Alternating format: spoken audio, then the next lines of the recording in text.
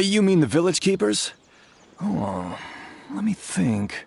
When I was eating dinner the other day, I saw one of them by the side of the road, muttering away and eating mushrooms and tree roots. They shouldn't go around eating that kind of stuff. Okay.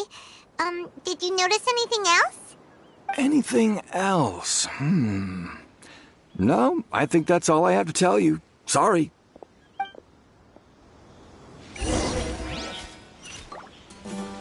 Take it easy.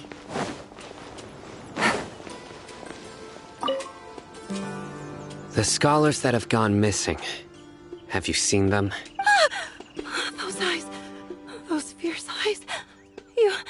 You look like a real fighter. Don't change the subject. Right. You were asking about the mad scholars. I think it's been a few days since I last saw them. I usually go to bed pretty early, so I'm not too familiar with what goes on at night. But honestly, I feel quite sympathetic towards them. Even though they act a little strange, they've helped me in the past. If it weren't for them, my house would have collapsed long ago. Do you also think Grandpa and the others are good people?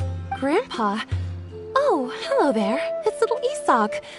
You mean that nice man who looks like your grandpa's long-lost twin, right? He was actually the one who protected my house. I saw it with my own eyes. He happened to be staying near my house that day and was doing something with his hands on the ground. It still feels pretty surreal now that I think back on it. Did someone teach them how to do that? Well, whatever the case, I'll always be thankful to him and whoever taught him to look out for others. I'm pretty sure that if I ever went mad, I wouldn't be able to do anything like that. Gotcha. Thank you.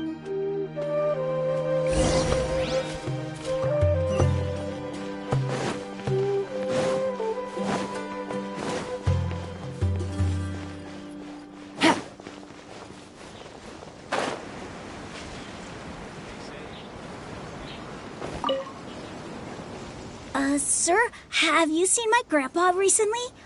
You know, the one who likes to sit and space out near the village entrance. Oh, well, if it isn't Isak. Oh, your grandpa, huh? It's been a while. The last time I saw him, he was spacing out by the road as usual. I went and asked him if he'd like any of the food I had prepared, despite my wife's protests. Like many people, she's really quite terrified of them. And speaking of my wife, she's still always complaining about how I don't make enough mora. That might explain why she's always mad at me. Oh, thank you. Thank you for taking care of him. It was nothing. You're looking for him, right? Did he go for a walk and get lost? Yeah. That's no good. Well, once you found him, come by my place again and I'll cook a little something for the both of you. I've known you since you were very young, so as far as I'm concerned, you're family. Please feel free to come by anytime. Wow, what a nice guy! Okay, thank you, sir. Uh-huh. Don't say anything for now. Isak, stay here. Let's head over there. Stay quiet as you move.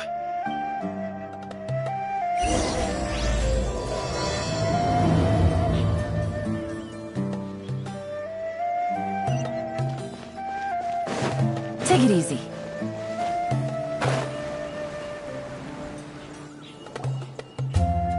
Listen, see if you can make out what they're saying.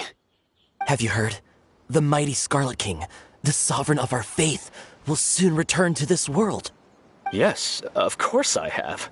The Scarlet King is the one and only true ruler of this land. I've never believed in any other gods. Still, you say he's coming back, but it sure doesn't feel like life's about to change around here anytime soon. What's your proof? Haven't you noticed? The village has been getting more deranged scholars than ever. Delavar was saying that many people also went insane just before the fall of the Scarlet King's civilization in ancient times. We don't quite know why, but it seems like there's some sort of connection between insanity and the Scarlet King. Isn't it a sign of the Scarlet King's power that all the mad scholars have disappeared? If you ask me, they must have been chosen as the final sacrifice for the Scarlet King's resurrection. Huh. Now that you say it, that does make some sense. Does this mean our lives are finally going to take a turn for the better? Exactly. Those city folks will get what's coming to them. Now, repeat everything you've just said from the very beginning. Huh? Who are you? Where did you come from? My patience is running thin. You heard what I asked.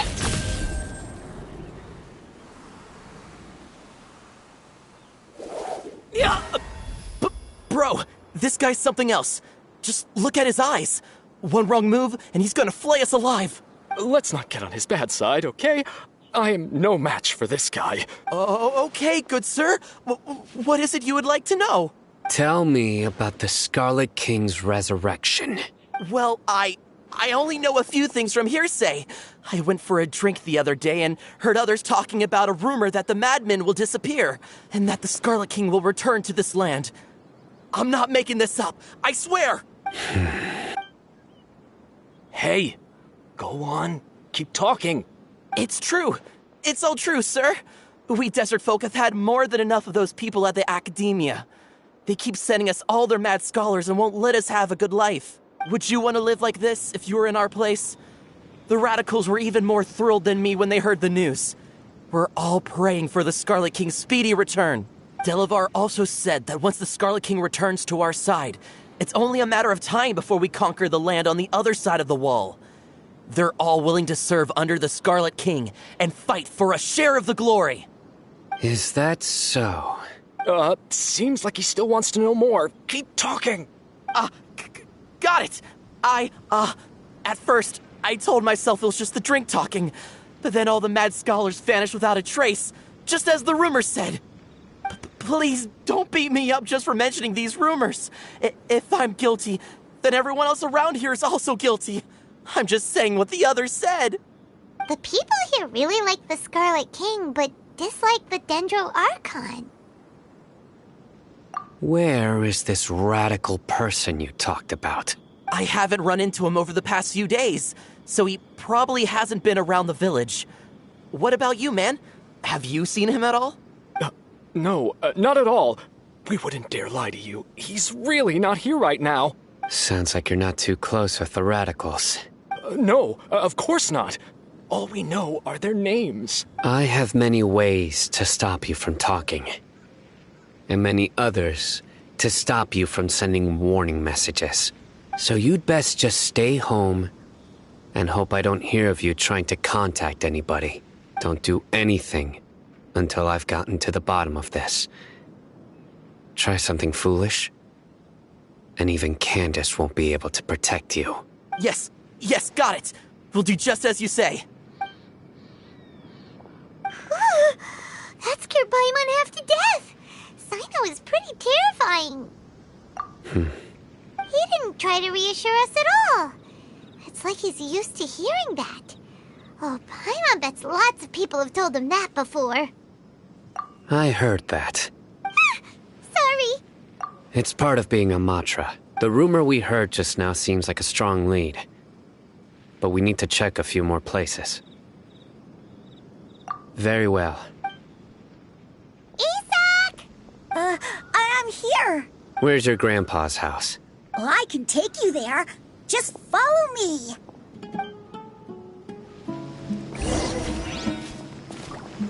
Join the Aramites and embrace a wonderful new life.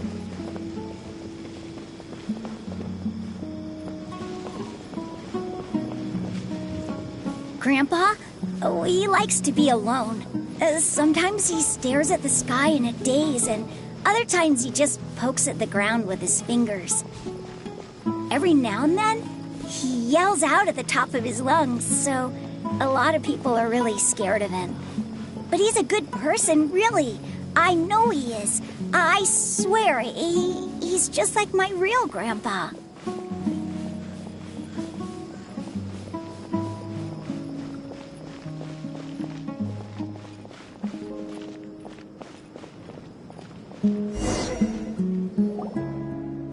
This is where Grandpa usually stays. There sure isn't much here. No. Incense? Please don't say it's the same one as before. But are you okay? Are you getting dizzy or need to lie down? There's a scent that you can sense, but I can't. A certain traveler here once passed out from that smell. Thankfully, Tainari saved the day. And then he gave us a long lecture to explain all about how it worked. So, you know Tainari? Huh? You know him too? Are you two friends? Yes. Now that I concentrate, I can also make out the scent of incense. Wait, surely Tainari didn't lecture you too? No. No need. Did you first encounter this scent at Tainari's house? In the forest. From a scholar.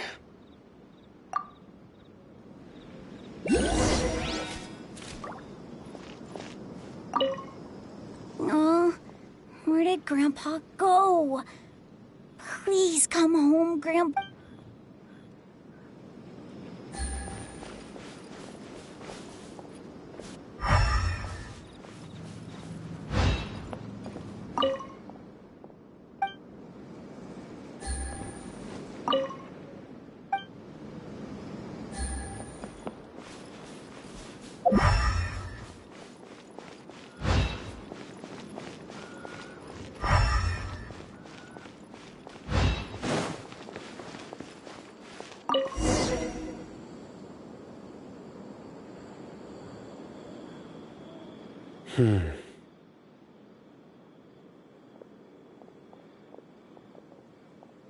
What are you looking for, Sino? Here it is. Take a look right here. Paimon doesn't see anything. Although the traces have been completely buried in the sand, there are footprints here. From the size and shape, they belong to an adult male. This pattern is a common one from this area. Local shoes. This was probably someone from the village. The scent is quite faint, but still extant. The footprints head in the direction of the door. But who would come looking for Grandpa? He doesn't have any friends. We'd have to ask whoever lured him away with the incense. Huh? So you can lure someone away with just a scent? Hey! What's wrong with liking good food? Everyone's got something they love in life. Exactly. Most scholars are fond of incense, since the smell supposedly helps them clear their minds and discover new knowledge. Even deep within the clutches of madness, they still yearn for their knowledge-seeking days, and will follow the scent whenever it presents itself. No, Grandpa. So, someone's taking advantage of their weakness? Huh. Still, why would anyone want to abduct all the scholars? Are the rumors really true? Could the disappearance of all the mad scholars have something to do with the radicals? It's highly likely. Please, you have to save my Grandpa. Grandpa's never done anything wrong. Please help him. Sounds like we'd better help get him back. Don't you worry, Isak. We won't let whoever took him get away with it. Let's head to Aru Village and inform Candace and the others about what we learned here. After that, we'll set off to find the scholars.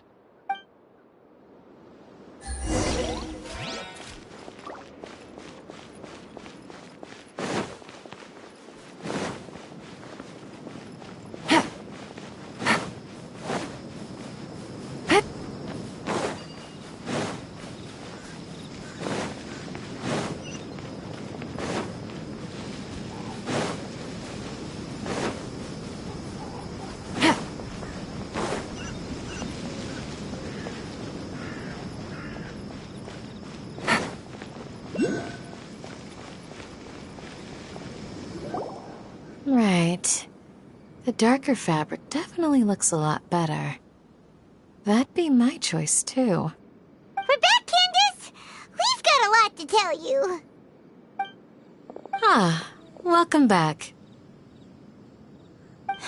Sounds like everyone's friends already.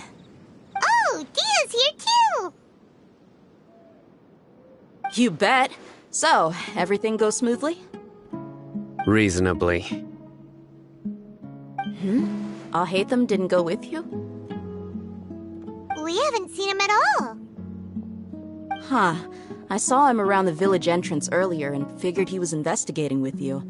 I guess he must have gone off on his own. Did you find out anything useful?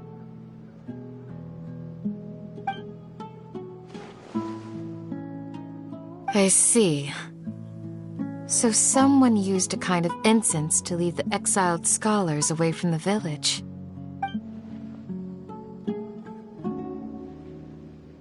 The resurrection of the Scarlet King? First I've heard of it. Far as I know, the kind of incense you just mentioned is only popular beyond the wall. Scholars are fond of it, but as you can see, there aren't many scholars still studying around these parts. No seller would be able to make a profit here. Not to mention, making incense is a labor-intensive process. You won't see anybody in the desert with the patience to make or sell something that requires that kind of effort. It seems someone from beyond the wall must have been supporting this. Makes sense. So what should we do then? Do we go back to the academia and search for leads there? If it was any other day, that would be your next logical step. But today, you've got me on your team, so you get an extra tip. Didn't you say that the villager got his news from the tavern? Well, I also like to drink at the tavern, so I know a thing or two about these radicals he mentioned. If Paimon remembers correctly, the leader of the radicals is some guy called Delavar.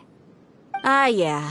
Delavar, the scar-riddled bandit, Engur, the wide-eyed butcher, and Jabari, the duck-tailed bearded crook. The whole lot of them are known around these parts. These guys have one thing in common, and that's being broke. The rougher life gets, the more they want to believe in the Scarlet King. Way they see it, the Scarlet King's resurrection is their only chance at overthrowing the academia. Throwing all of Sumeru into chaos is the only way to change the way of life here in the desert. Anyway, that's my guess why they've chosen to become radicals. Tia! You're amazing! You really know this place inside and out!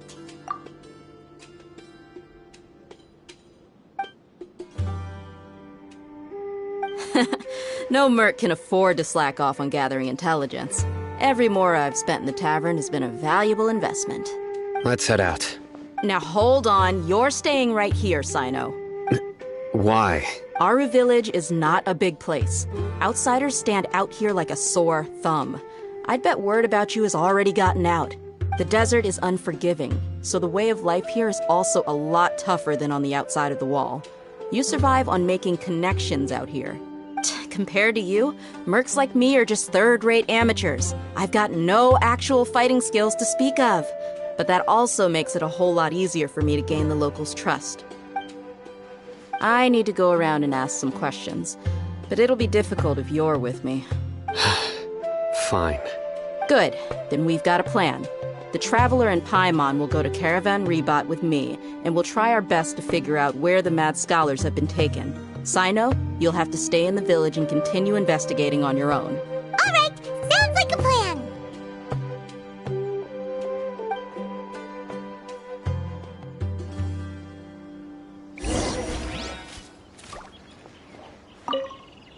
Sino, please don't take offense. I'm sure Dia just wants to help everyone solve their problem as quickly as possible. That's why she can be so straightforward at times. I don't mind. Ah, I see. Well, from the way you were staring out into the distance, I thought you might have been mulling over Dia's words. No, I'm used to being treated that way. It's natural to fear strength. I take no objection to it.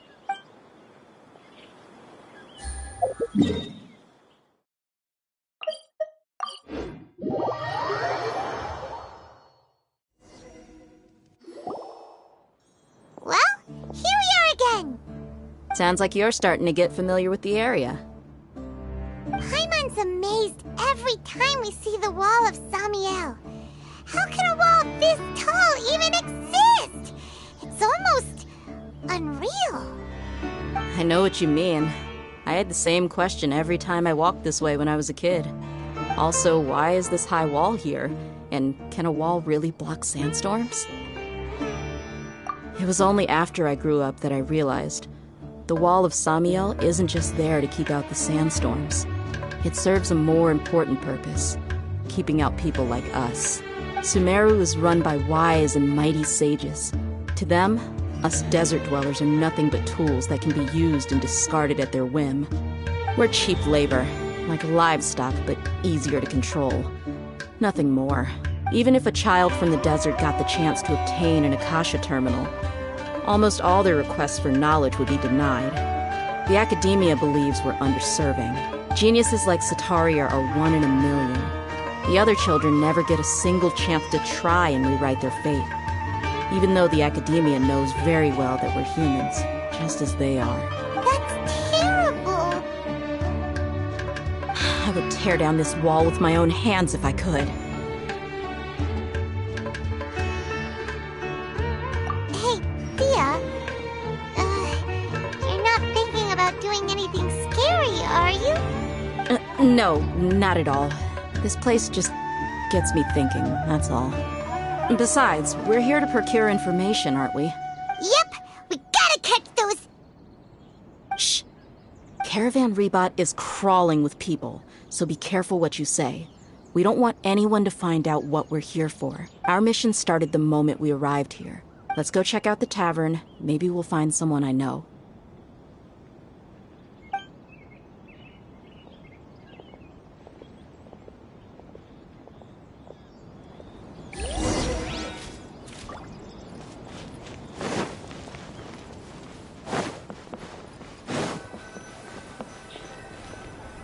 Just our luck.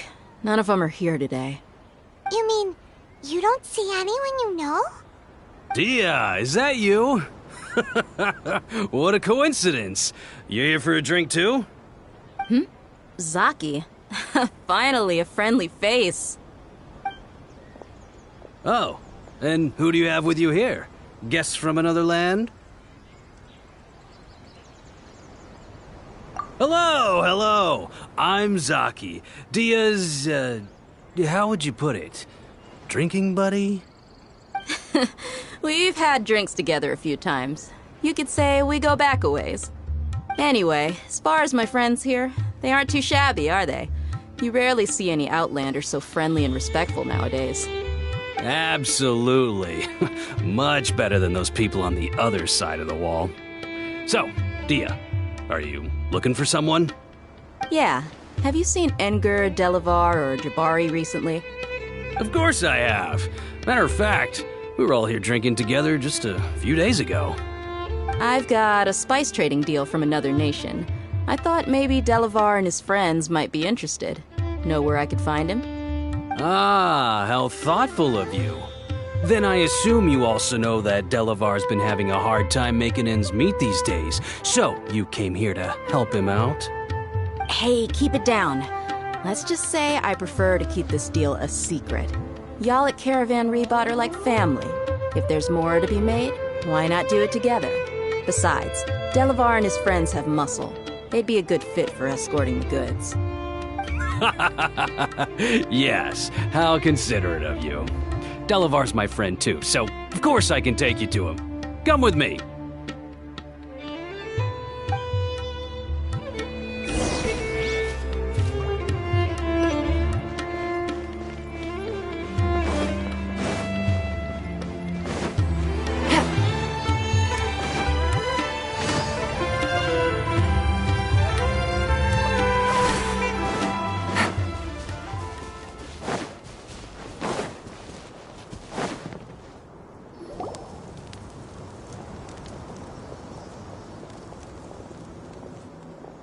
Are we there yet? Yep, this is the place. This place is practically deserted. What are they doing in a place like this?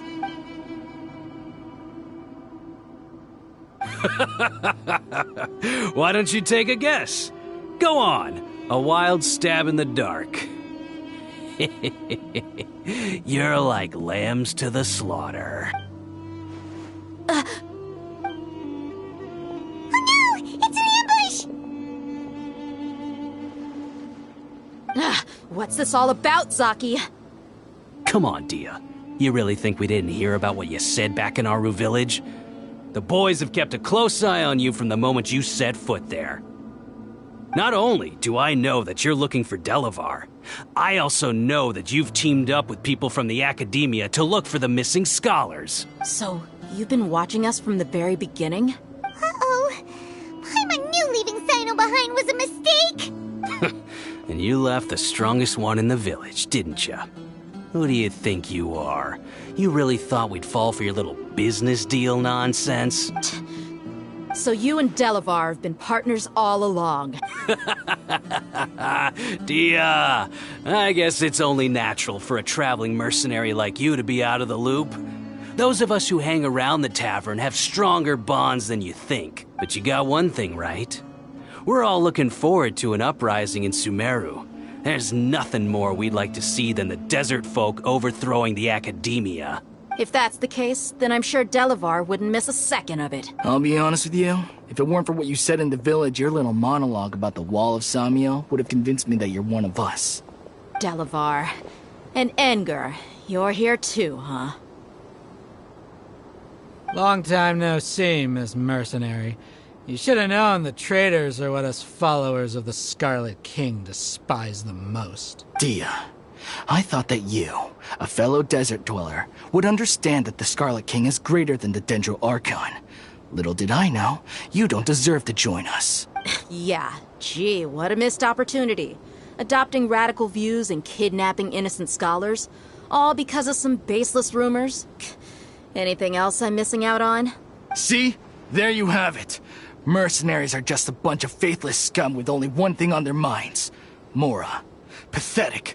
You're all like a pack of street rats. You're not wrong. Mercenaries are driven by Mora, and my faith lies with whoever's paying me. As long as there's a profit to be made, anyone can become my friend. Enough talking! Get him! Just as I expected. Let's teach him a lesson, traveler. Following order. New punching bag. Shine down!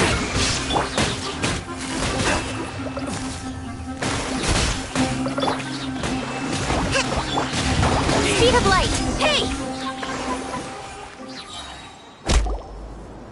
Impossible! How could you? So, what do you think about your meticulous network now, Zaki? How did you say it? It's only natural for a traveling mercenary like me to be out of the loop. I'm guessing your informant told you that I'm just an incompetent merc with no real fighting skills, correct? I mean, that is what I said after all. And of course you would believe everything he reported. The only thing you know about me is that I'm a mercenary, but you've never seen me in action. Even though you heard we went to handle monsters together, you believed that Candace was the only one doing all the real fighting. That so-called Flame Mane is just a fraud. She admitted it herself. She just uses her connections to gain the trust of others. That's what you thought, right? Ugh. You lied in the village because you figured that we'd have people watching you.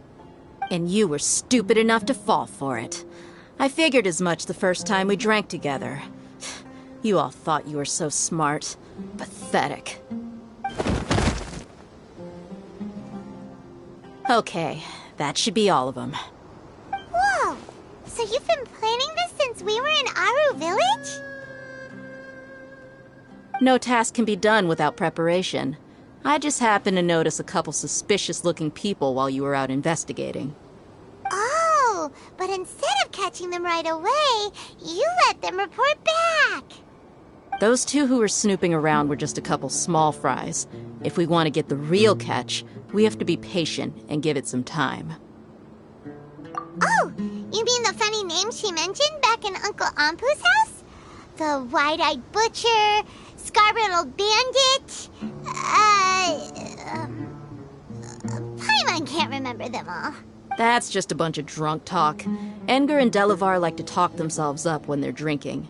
Edgar, the wide-eyed butcher, and Delavar, the scar-riddled bandit, are the nicknames they came up with for themselves. Alcohol has a way of making people share what they really think. So Edgar and Delavar are always rambling in the tavern about how the Scarlet King is a superior deity. What about Zaki? He's just a numbskull who fell right into our trap. Zaki was probably the best hidden of them all. My initial plan was to find Delavar first, and then try to track him down. That's what you wanted to ask when we were at Uncle Anpu's house, right? Jabari is one of the villagers you talked to.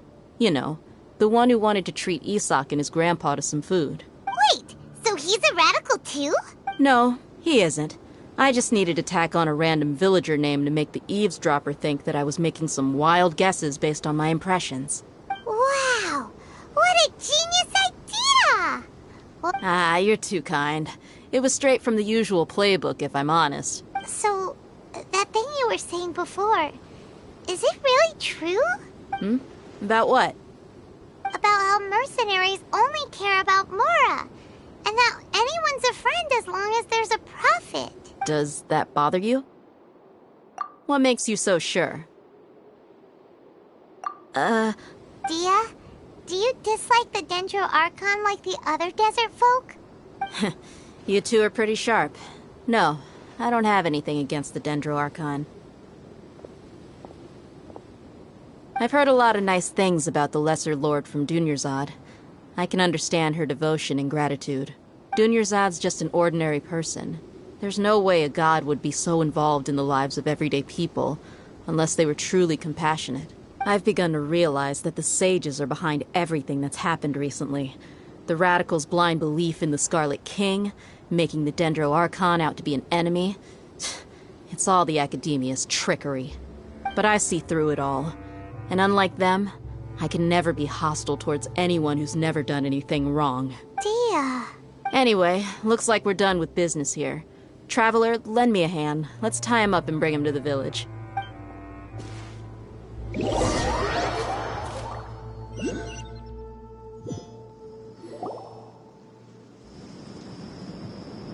This should be all of them. I'll let you take it from here. All right. I'll be in touch. Until then, please stand by. Candace, do you need any help? Candace will be okay on her own. I trust her, so you can too. She's been guarding Aru village for quite some time now. If anyone is qualified to question the offenders, it's her. While I'm questioning them, why don't you pass some time by exploring the area? I'll meet you back here tomorrow morning, Traveler. As for these idiots, let's just hope they live to see another day.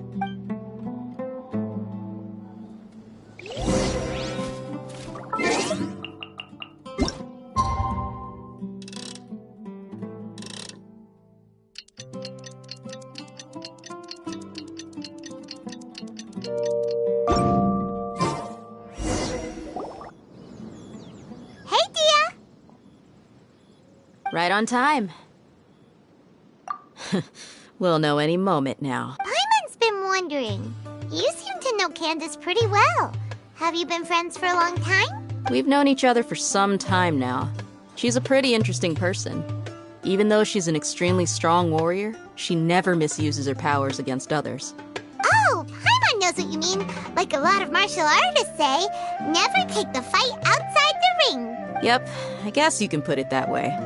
It takes strong convictions to be as dedicated as she is, and shoulder that kind of responsibility. Us mercs, on the other hand, we pretty much live from one day to the next.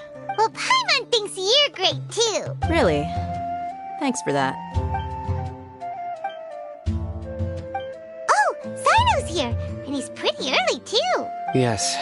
I was here yesterday to help out a little. To help out? By doing what? Sharing some interrogation techniques. Oh! You mean you taught Candace some more persuasive methods? Right. Come on in, everyone. Come on, let's go inside.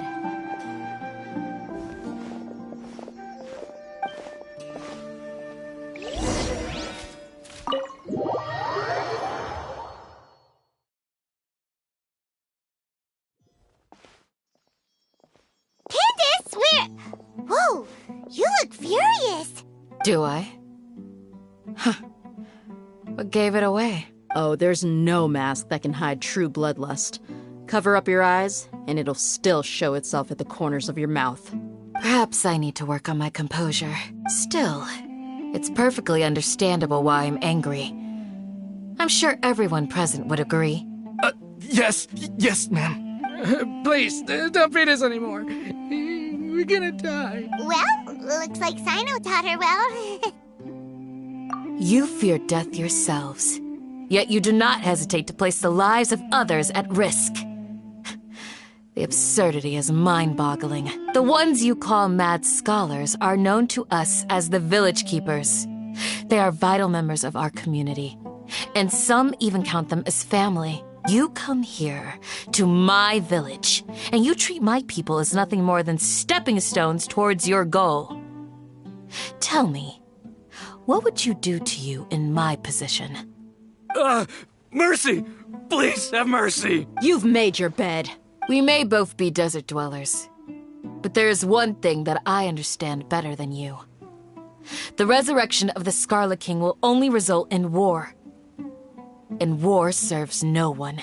The people of Aru Village care little about which god is in power.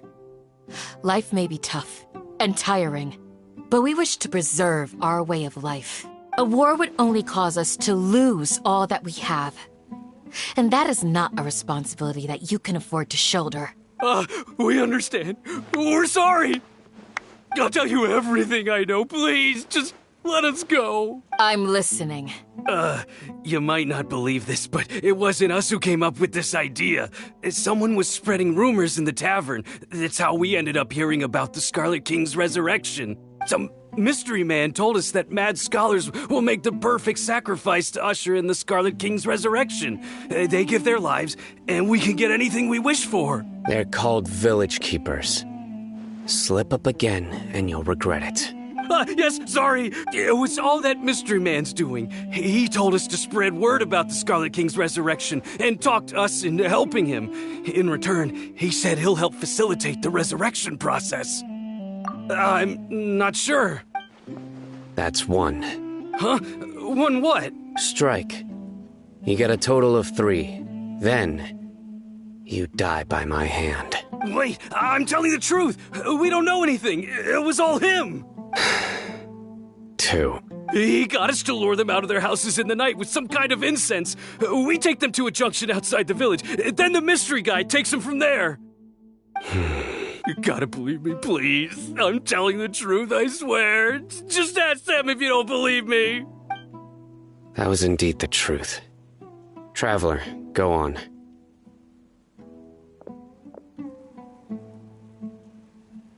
You have to believe me. If I knew that, I would have told you his name right away. I'm not risking another beating to keep his secrets. No way.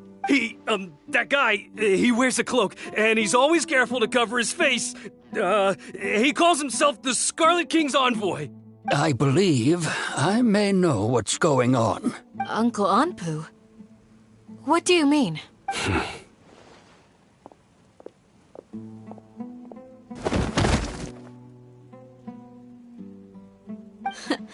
Smooth.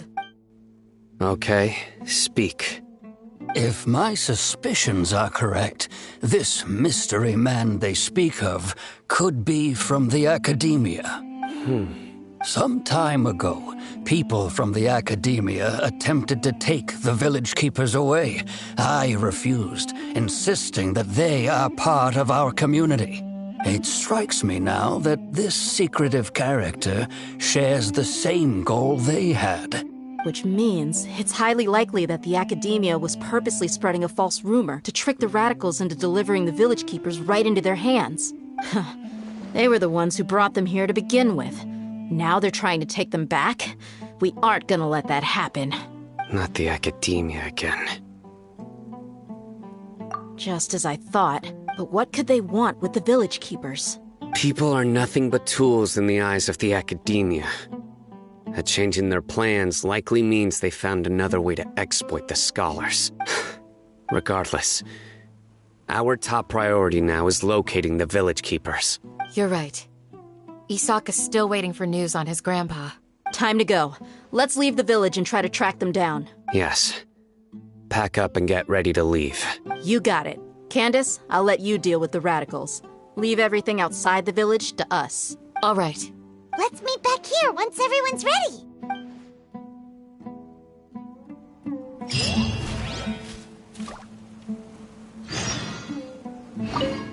What scheme is the Academia brewing now? I just hope everyone's all right. You look worried. Thinking about the village keepers? Yes. I'd look for them myself if I could. As members of our village, each one of them is very important to me. You have a strong sense of belonging here. I guess I'm the opposite. Mercs are stray dogs, wherever they go. Dia, don't say that. You can be a part of this community too. Thanks. I'll let you know when I feel like joining.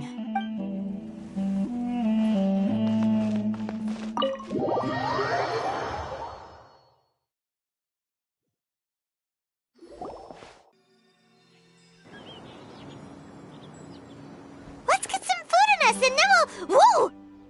Where did you come from? Well, as you can see, I am merely sitting here and reviewing what we have deduced thus far. You were gone for ages! And now you're suddenly sitting here musing to yourself? Where have you been anyway? Hey, what's with the silence? You never think things through before asking questions. I'm giving you some time to make up for that. Paimon's so mad! Paimon's gonna give you an ugly nickname! Never mind. Paimon's got nothing. There's just nothing super obvious to pick with this guy. It makes it so hard. Well, you've heard nothing to suggest I left this whole time. So clearly, I stayed in the village to investigate. Anyway, you plan to leave Aru village and keep searching for the truth of this matter. Yep.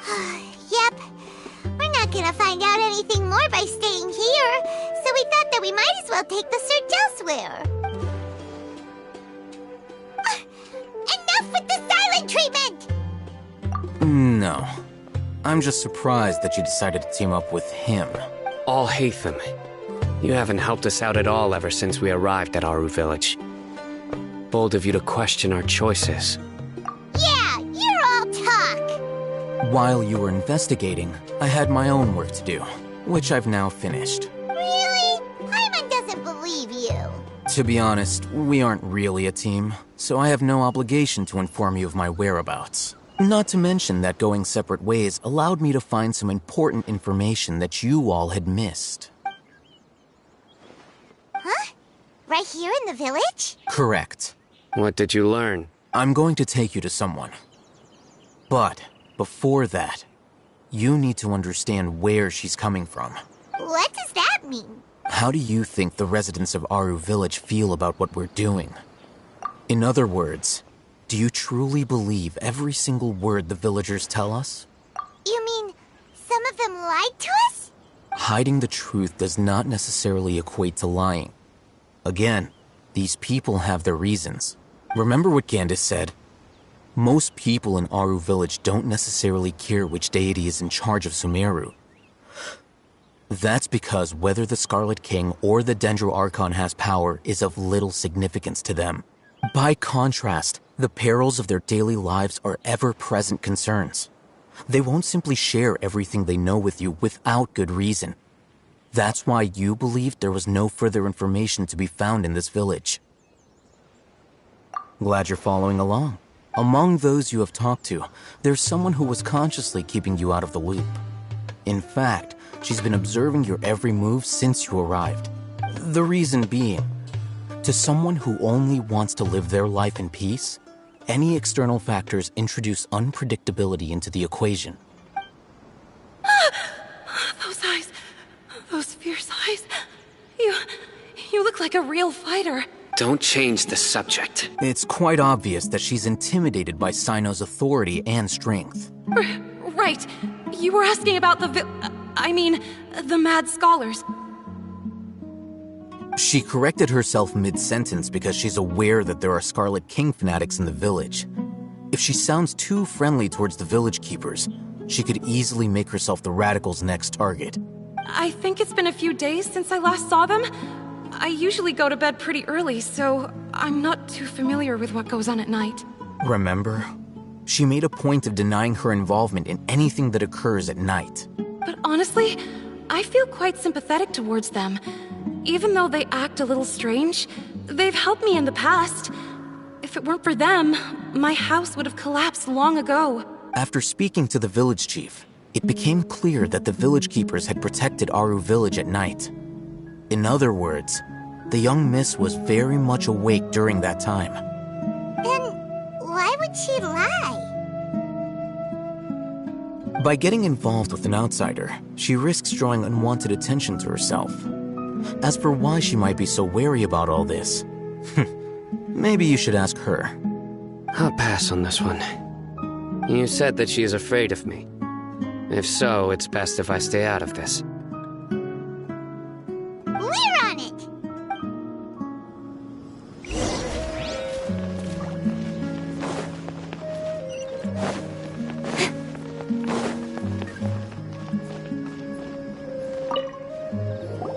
Miss Shawnee, as we discussed earlier, I've brought someone with me.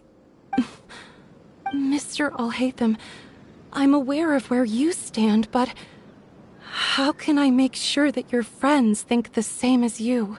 Huh? What do you mean? We need to clarify our stance or something? Go ahead and talk to her. You'll get the answers you want. Go on. Earn her trust. Is it really that simple? May I call you Traveler? Hi, Traveler. I want to ask you something. Do you think the resurrection of the Scarlet King can truly change Sumeru for the better? Why's that? That's very similar to what Miss Candace says. I know you two are friends. That's why I'm willing to talk to you, even though I do have some reservations. Before, I wouldn't even have the courage to ask something like this. Traveler, do you believe our lives will get better? Yeah! We came here from another nation, so it isn't wrong of you to be weary. And we aren't really residents of any one nation. But even so, we've met lots of people from different places, and we've always fought for what we believed in. We have friends in Sumeru, and we want to help them. That's why we decided to stay here for a while. I want to trust you. My apologies for posing my questions like that. To be honest, I didn't expect you to come back for more information. Alhaitham told us you have your reasons. It's okay. We understand. The fact is that only one side of my family is desert folk.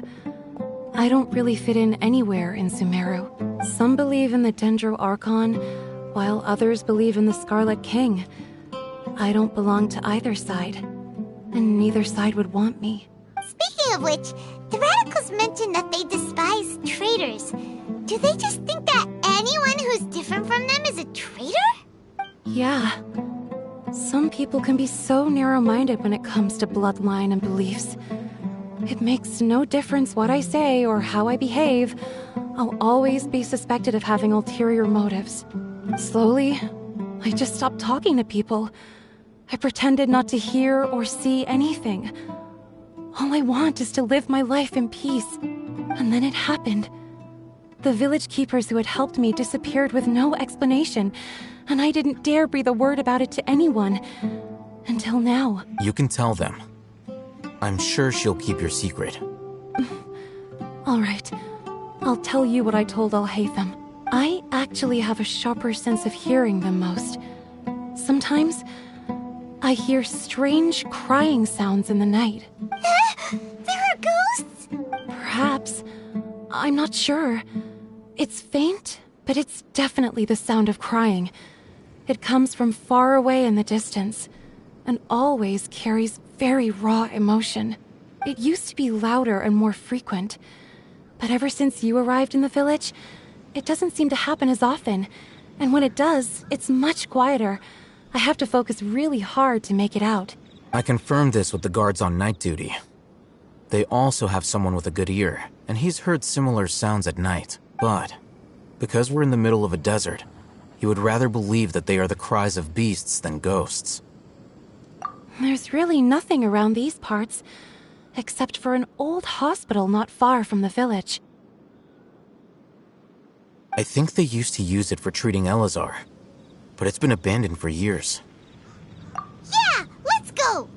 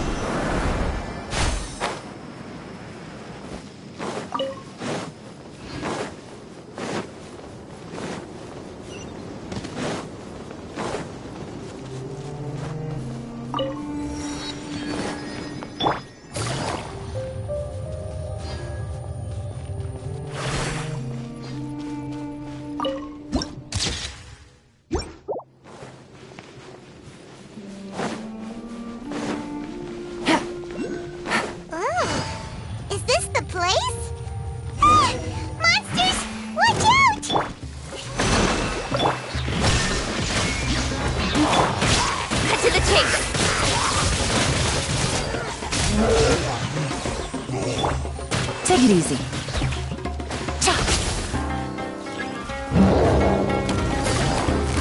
Busted. Allow me! Nowhere to hide.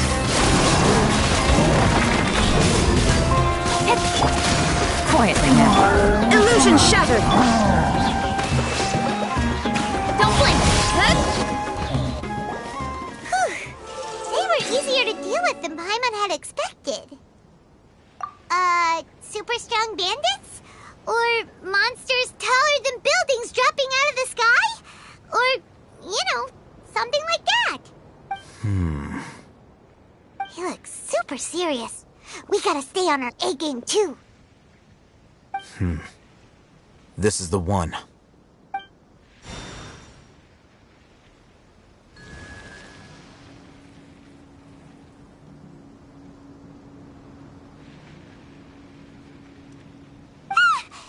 Let's go in and take a look.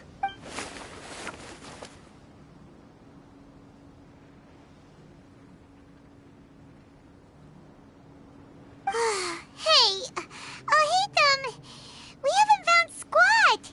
Are you sure we aren't wasting our time here? Patience. Shawnee says she only hears the crying at night. We have time to burn. Until then, I'm taking a break. And just like that, he sits down. Wait, he even brought a book to read? What are you reading? Let Paimon see! Okay, sure.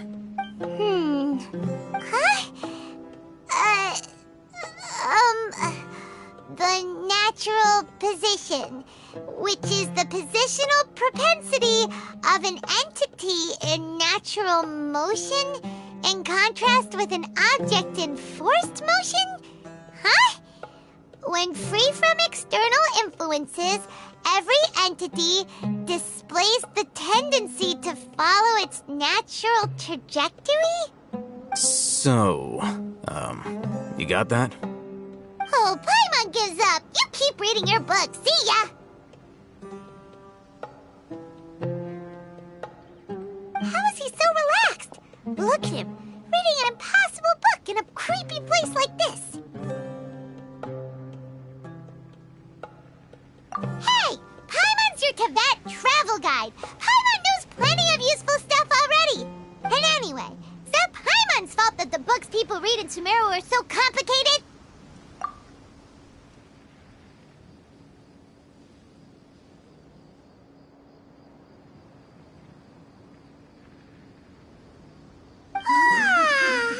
Paimon's getting so sleepy. Huh? What was that sound? There it is. It's coming from that direction. Is the here? Huh. Paimon's not seeing anything. It's from below. But there's no way we can get down there. Something is off about the interior here.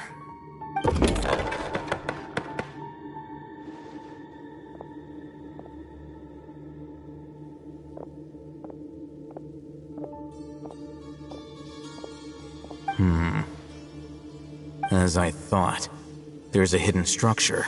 Wow. It's like they tucked another hospital into this one.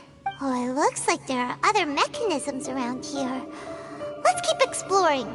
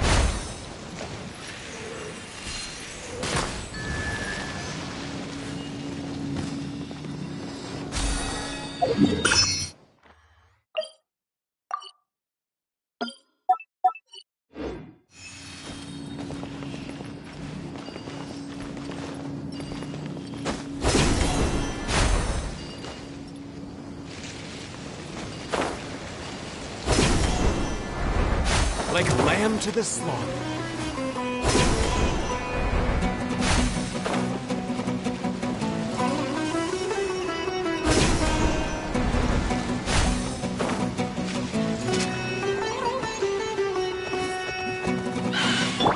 Hold the line.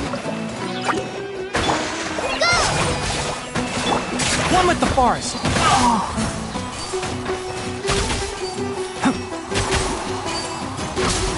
I hear everything!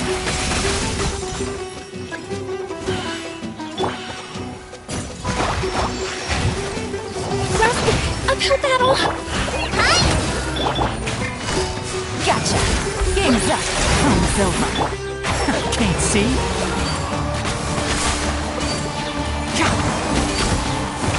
Keep up!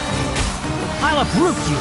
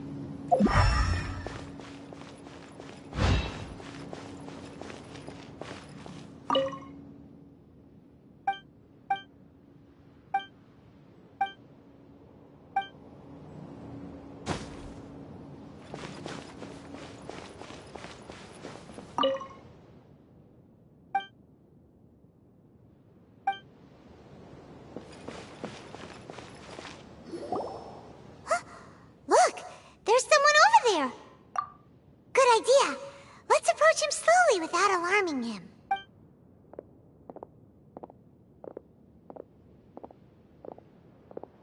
Wait.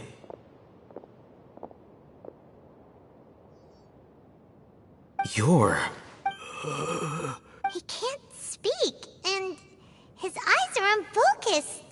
But he looks too young to be anyone's grandfather. Also, why is he the only one here? Didn't expect to see him here. You know him? He's Razak, a senior of mine at the Academia. He's a scholar too? Is he the kind that holes up in a forest and mumbles stuff about training? No. And that's the problem. Razak was never involved in any of those things. He never trained in the forest, let alone reach Satyavada life. Leaving that question aside for the moment, him being here alone means that we might be too late. Looks like they've already taken everyone away. For whatever reason, they left Razak here. Perhaps they simply didn't have time to come back for him. There are drag marks on the ground. They're clearer by the doorway. Someone was forcefully drawing a cart that was loaded with something heavy. Loaded with people? That is one possibility. It looks like they were in a hurry, as if they were afraid of being caught. In their haste, they failed to notice Razak hiding in a corner. The symptoms are identical. Looks like we found living proof. Huh? Why do you say that? Allow me to jog your memory. Recall your time at Port Ormos. Don't you think his symptoms look familiar?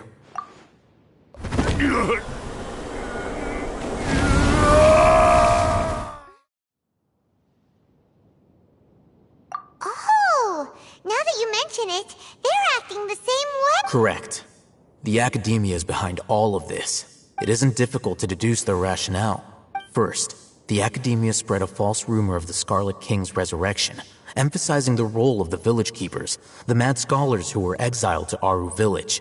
These rumors were all the persuasion that the radicals needed, and those based in Aru village leapt into action. Unbeknownst to them, of course, through rounding up the scholars, they were actually helping the Academia. As well as being able to exploit the radicals for their own ends, this scheme has one further advantage to the Academia. All the risks and responsibilities are offloaded onto the Scarlet King's followers. Life for the desert dwellers has been brutal ever since the Scarlet King's death all those years ago. Beneath the surface, feelings of desperation are widespread. Many would give everything they have for the prospect of something better. Anyone looking to exploit that for their own ends simply needs to make a few empty promises. Even if complications arise, people will see that those involved are all followers of the Scarlet King, and look for no further explanation than differences of belief. A deep-seated mistrust of the desert and everyone in it by the rest of Sumeru will make sure of that. The notion of an Academia plot wouldn't even cross their minds. It may seem like a simple strategy, but it is able to work wonders under Sumeru's current circumstances. Oh, that makes a lot of sense. It's in line with the village chief's theory, too. But there's still one very important question. Wasn't it the Academia that brought the scholars to Aru village in the first place? Why does it want them back now? Throughout this process, one thing has changed. The scholars' identity. First, they were scholars. Then, they became lunatics. After that, they were exiles. And finally, they become missing persons. An exile is still patently a living, breathing human being. But when someone becomes a missing person, that is brought into question. If you can't find someone, you have no way of knowing what exactly happened to them. That makes missing people an ideal resource. Resource? For what exactly? One possibility is that the information in their brains could be extracted into knowledge capsules. Extracted? You mean canned knowledge comes from people's brains? With the technology of the Sumeru Academia, it's entirely possible. Perhaps the process caused them great suffering, which is why they cry out in the dead of night when no one is watching them. So, the human brain... Nope, nah, Hyman doesn't want to think about this. I'm the Academia scribe, after all. I'm familiar with their projects. Anyway, judging by Razak's state, The contents of a divine knowledge capsule were extracted from his mind, but something went wrong in the process. Or perhaps his curiosity got the better of him, and he used such a capsule for himself. Paimon's a little confused. Can they just use anyone's brain?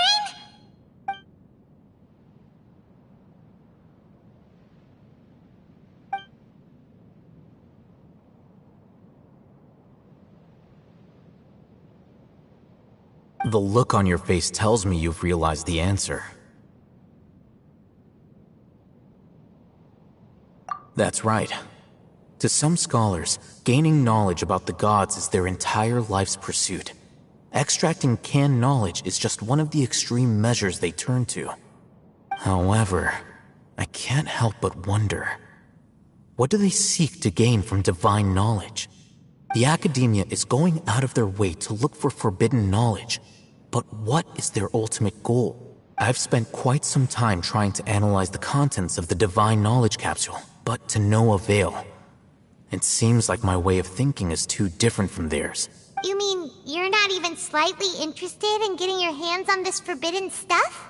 All scholars seek to expand the horizons of knowledge, but I'm not particularly interested in gods, so I don't share their degree of zealotry. Extracting information from people as if they were lifeless objects? If this is the direction of academic progress, then the academia may as well shut its doors. Sounds like you're really against all this. Of course. The academia's actions run contrary to their rules. Whether it be academics or knowledge, everything has its boundaries. If those lines are crossed, the rules and order that govern everything in the world will be destroyed. This matter needs to be corrected, just like fixing a typo in a book. Wait, didn't you step in to help because you felt sympathy for those poor people? Not to be callous, but no.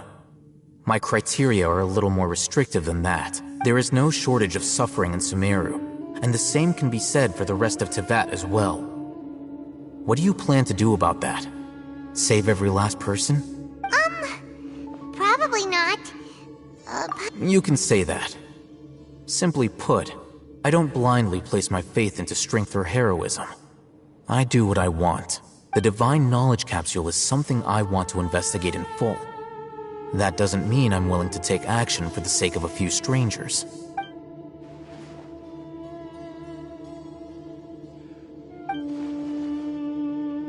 Paimon's been wanting to say this for a while. There are a lot of bad guys in the academia, but you're not one of them. You're their weirdo. You're probably right. Though I must say, I quite enjoy this feeling of being the odd one out. Uniqueness is also an asset, is it not? Wow, that's a great way to think about it. Paimon's really impressed. If only Miss Shani had a similar mindset, her life would definitely be a lot easier. I'm just a more likable person than her in general. There's nothing more to it than that. He won't last long if we leave him here. Let's take him with us. We'll work out our next step after we return to Aru Village.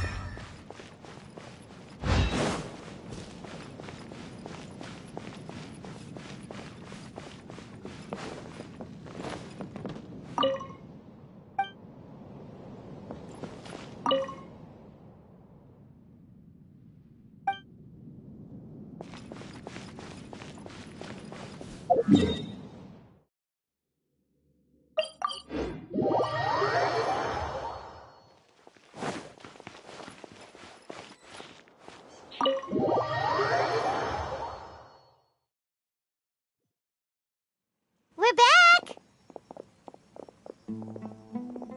You must be tired. You should rest and take some water. What's the situation? Who's this? Unfortunately, somebody who's too young to take on the role of Isak's grandfather. Nevertheless, he's one of the people we're trying to find.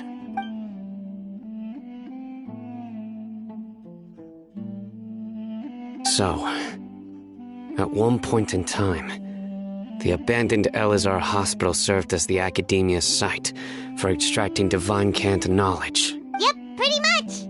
Their plan must have been implemented at some point before we arrived at Aru Village, since divine cant knowledge has been in circulation for a while now. Yet, they fled once we were headed to the village, almost as if they knew we were on their trail. Why is that? Yeah, why is that? We may have a mole in our midst. One of us could be secretly revealing our whereabouts to the Academia.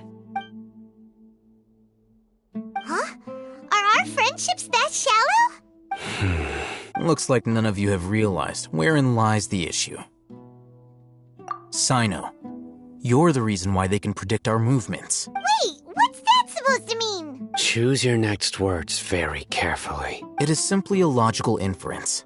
I have my reasons.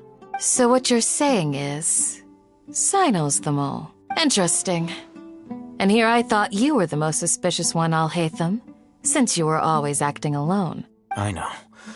You have a point. But I realized something as we were returning from the hospital. Sino isn't like any of us. What are you trying to say? Do you still remember who you are, General Mahamatra? As a Matra, you are no doubt privy to certain kinds of information. Before you can take action against someone, you are required to have all the facts available, including the less than savory details. Simply put, the Academia has traditionally allowed you access to a wealth of sensitive information.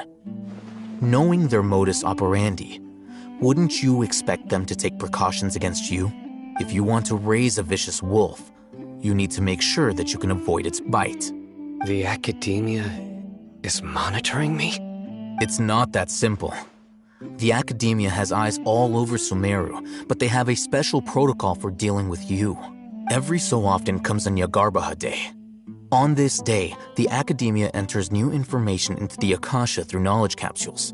I remember seeing a thick notebook next to the control panel once.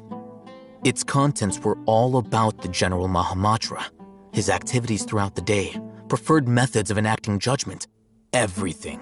You're saying that the Academia entered my information into the Akasha too? But what's the point in doing that? My actions aren't important enough to be added into the Akasha. The Akasha is capable of computation. The Akasha's algorithms are entirely capable of predicting your movements using the data entered. When you would depart, the route you would follow, your destination. It knew all of this. It predicted my every move. The Academia has been watching you longer than you think. So that's how it is. Sino adheres to his principles so strongly that he's actually a thorn in their side. Tenacity of will and steadfast faith are worthless to the Academia. They need scholars who are easily pliable and mindlessly go after anything they can profit from. Sino, don't take it to heart. This just proves how much of a trustworthy ally you are. They escaped because of me. Don't blame yourself. It's not like any of us would have known. I have an idea. If they predicted my movements, then I might be able to guess where they went. Whoa, you bounced back fast. There is always an opportunity for safety after danger passes. Oh, so that's how it is! Paimon gets it now. If the Academia is trying to avoid Sino, then the safest place would be... Yep, that's right! They'll want to proceed in the direction opposite of where I'm going.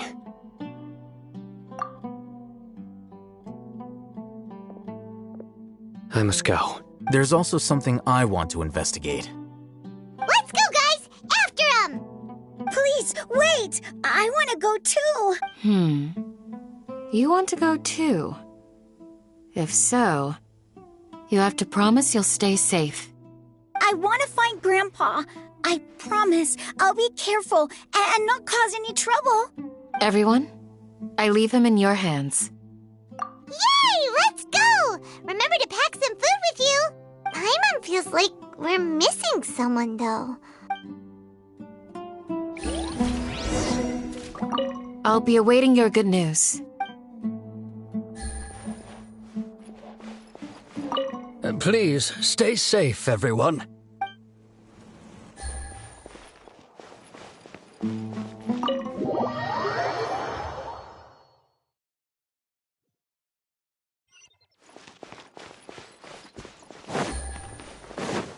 So,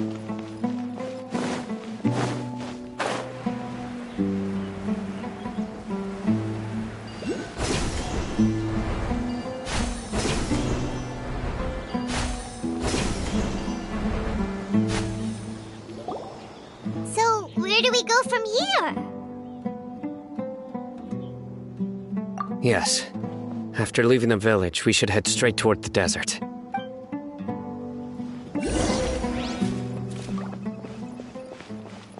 I know the desert like the back of my hand. Is that because you play here a lot? Yep. One time, Grandpa almost got lost in the desert, but I was the one who brought him back.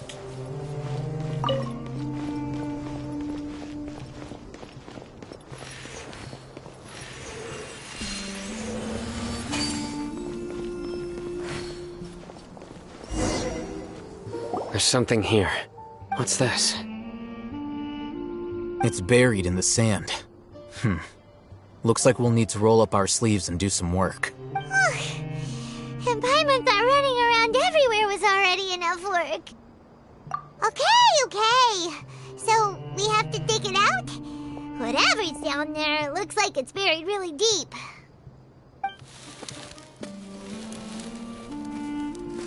These are likely fragments of an Academia-developed device, something akin to a headset. Looks like there were more than one village keeper. They must have been escorted this way because there are device fragments scattered around here. Let's split up and search the area. Chances are that we'll find other things nearby.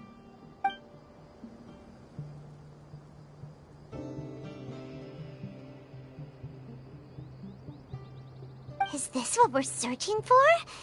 It looks kind of scary. This is definitely a device used to extract divine knowledge.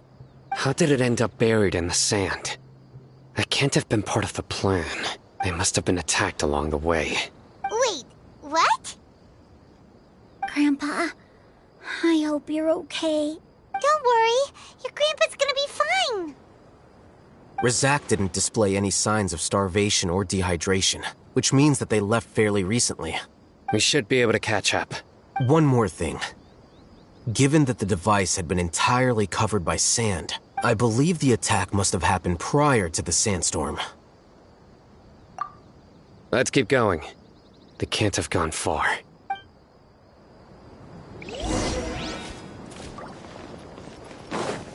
Ugh, but running on sand is so tiring. But you're flying, aren't you, Paimon? Is flying over sand tiring too? Ugh, of course it is!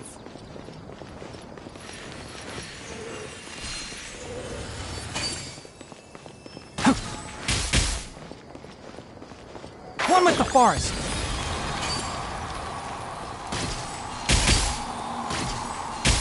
Voices, over there. It sounds like an argument. Whoa, you have really good ears. Don't get any closer. They'll notice us. Dia's talking with the Eremites? Very interesting. Let's listen in. If you had informed me sooner, there'd be plenty of room for us to... You're one of us. We would never lie. Scholars. You don't know as much as I do. Need me to... I knew it. That's our Dia. Dia? Why would you... Dia! Hey, what are you doing? Huh? Didn't you say you'd help me find Grandpa? Why are you on their side? Well, look who's here. Ain't that something? This complicates things. You've betrayed Aru village? So, this is the great General Mahamatra. Dear, you'd be better off as my assistant than hanging around with this motley crew. Seen for yourself. I have the means and methods, and my ideals are far more admirable than theirs. I'm not the type that's easily swayed, Raman. You of all people should know that. Wait, what's going on, Dia? Whose side are you on here? Shut it, Paimon. It doesn't matter. Whichever side you pick, nothing could deter us from the grand mission of resurrecting the Scarlet King. Once our Lord of Old returns to this land, we will have a new beginning. Face the facts, Raman. It's not gonna happen. You should understand that more than anyone. Have all your years as a merc taught you nothing about placing hopes in a ruler? I'm a desert dweller and a proud follower of the Scarlet King. Whether I live by the edge of the sword or in peaceful comfort, my soul will always carry this conviction. It's not too late yet. The village mad scholars aren't gonna bring the Scarlet King back to life. You don't understand, my dear lady.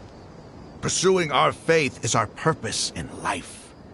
Even if the chance of success is 1 in a million, we must be willing to give everything we have. Even if it'll expose you to the academia? Even if they end up disbanding the Eremites? Your Eremites, which you've worked so hard for all these years? Yes. We've waited a long time for this day to come. The sun and the moon no longer shine here. All you see now is cracks in this desiccated land.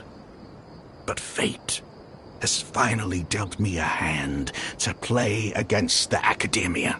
With these scholars in our custody, we'll stomp the Academia's forces and fight our way beyond the wall of Samiel. Ridiculous. Think about it. The Academia controls the entirety of Sumeru.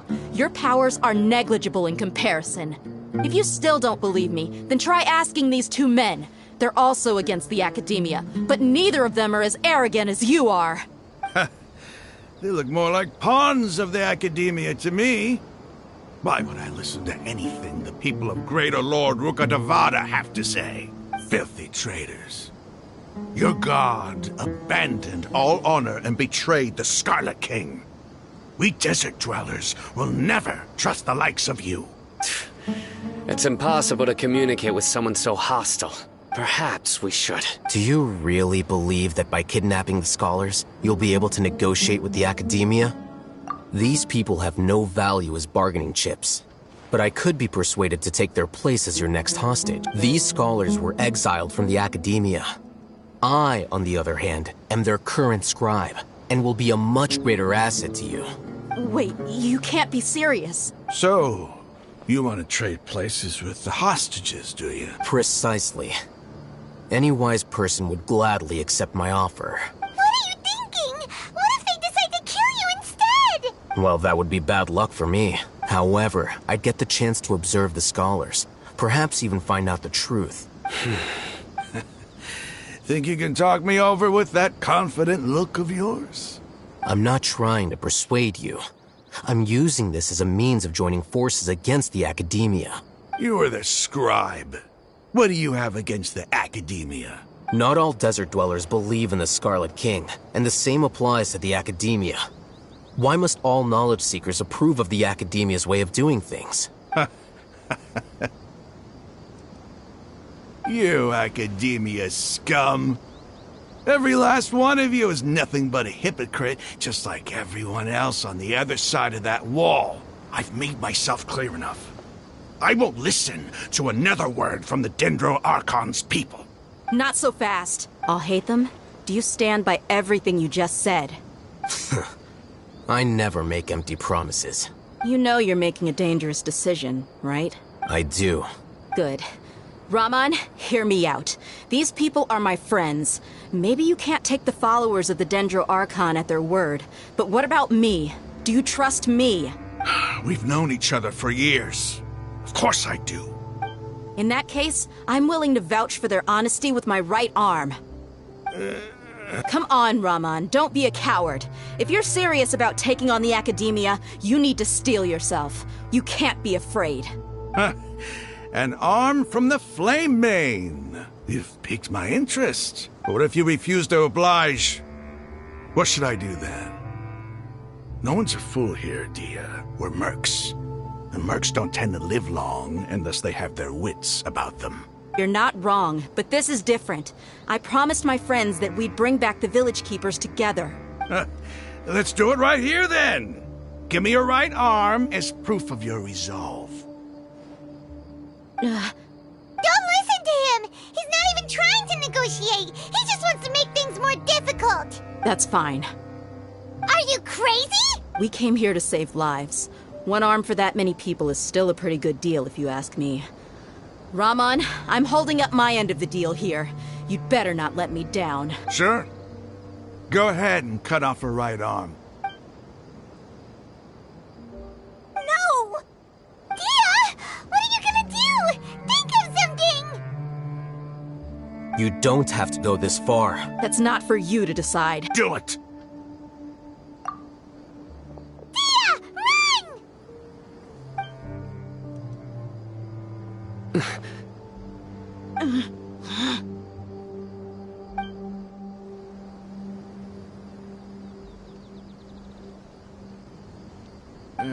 Stop! What's wrong? Can't do it? Flame Mane, you and I are both desert folk. Cutting off your arm is no different than cutting off my own fingers. Where's the sense in cutting my own kin to pieces? You've shown me that you're serious. Go on now, take your friends and leave. Meet me in the desert at noon tomorrow.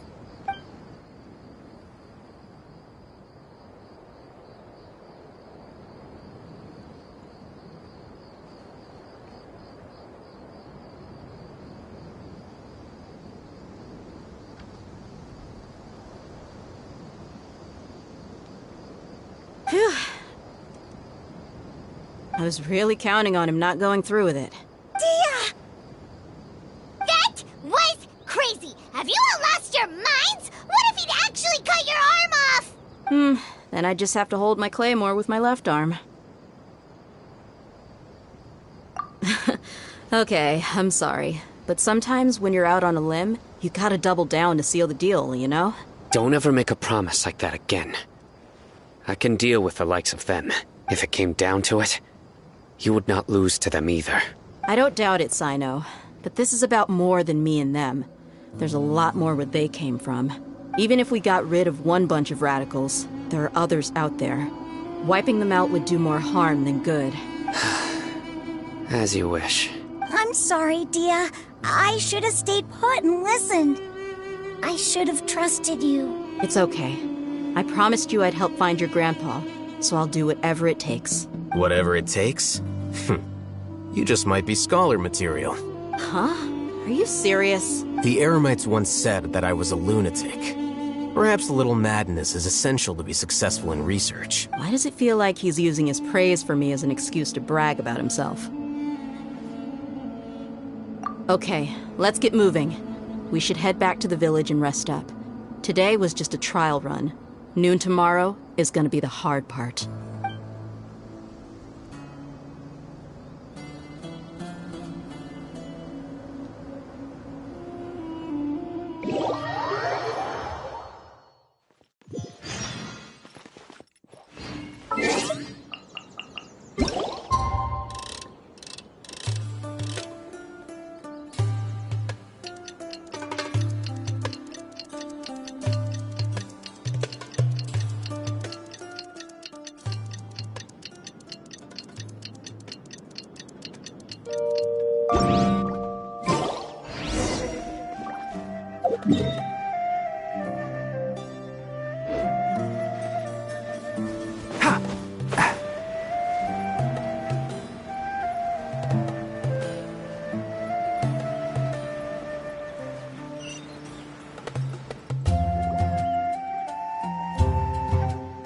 You're all here so early. Looks like we have everyone here. Isak, are you sure you want to come with us? I'll watch from a safe distance. Dia, I want to be there to bring Grandpa home. Okay, let's go then. Dia, wait. What's the matter? I heard that you were quite reckless yesterday. No more of that today, understood? Or I'll be very upset with you. Fine.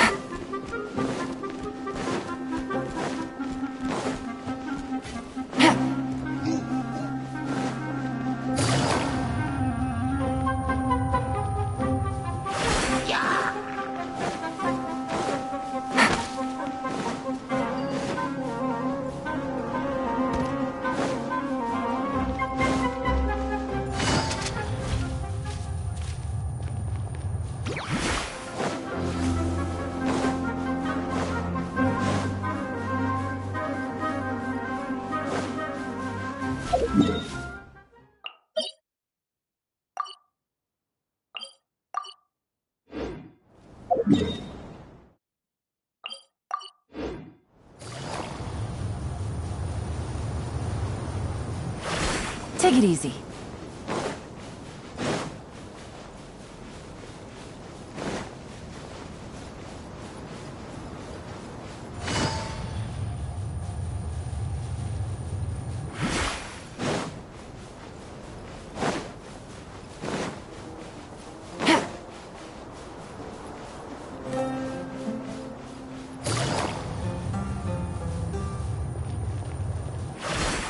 Take it easy.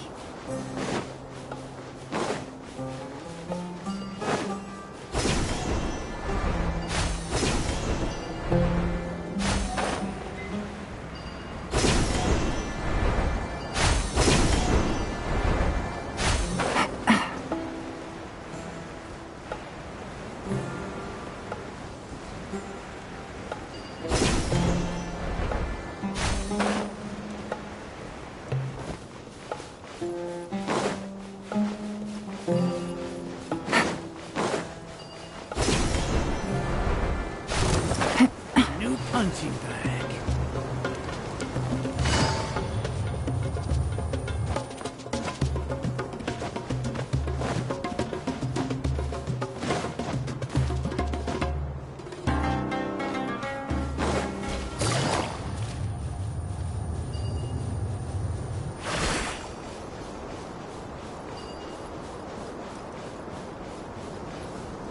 Take it easy.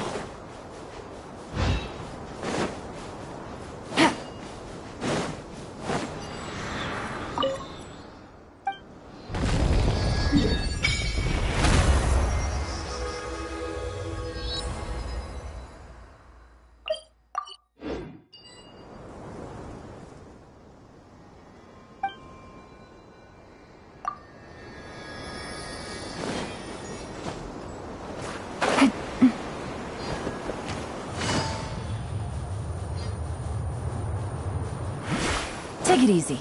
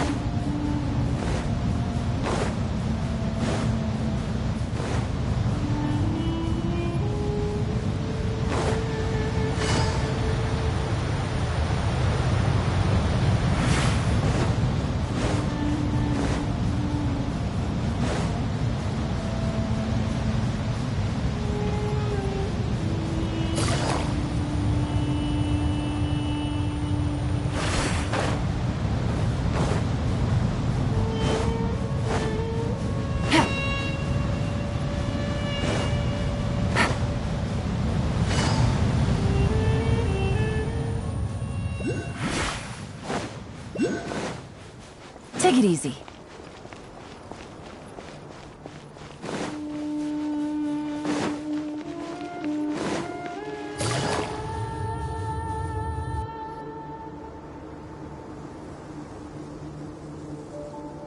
Huh. They got here before us. Uh-oh. Is it because Paimon overslept by 5 minutes and held everyone up? Is everything ready? Absolutely. You brought fewer people than I imagined. Bring him over. Grandpa! Why is there only one of them? Rahman, I've always thought of you as a man of his word. What's this about? It's a one-for-one exchange. Sounds fair. And let me put it this way. Agreeing to any kind of deal with the Dendro Archon's people is already a huge compromise on my part. Don't you think you've asked enough?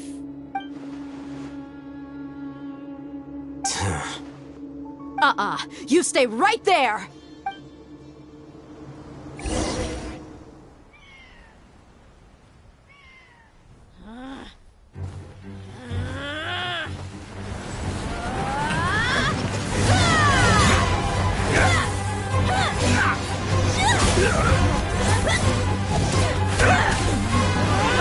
Playmate! What do you think you're doing?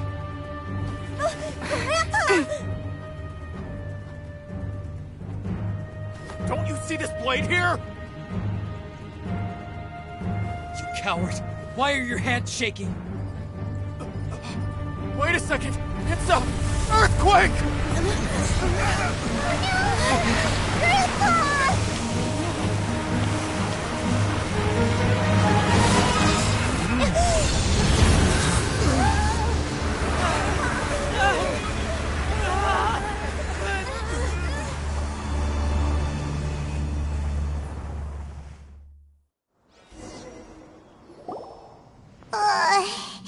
Paimon's dizzy.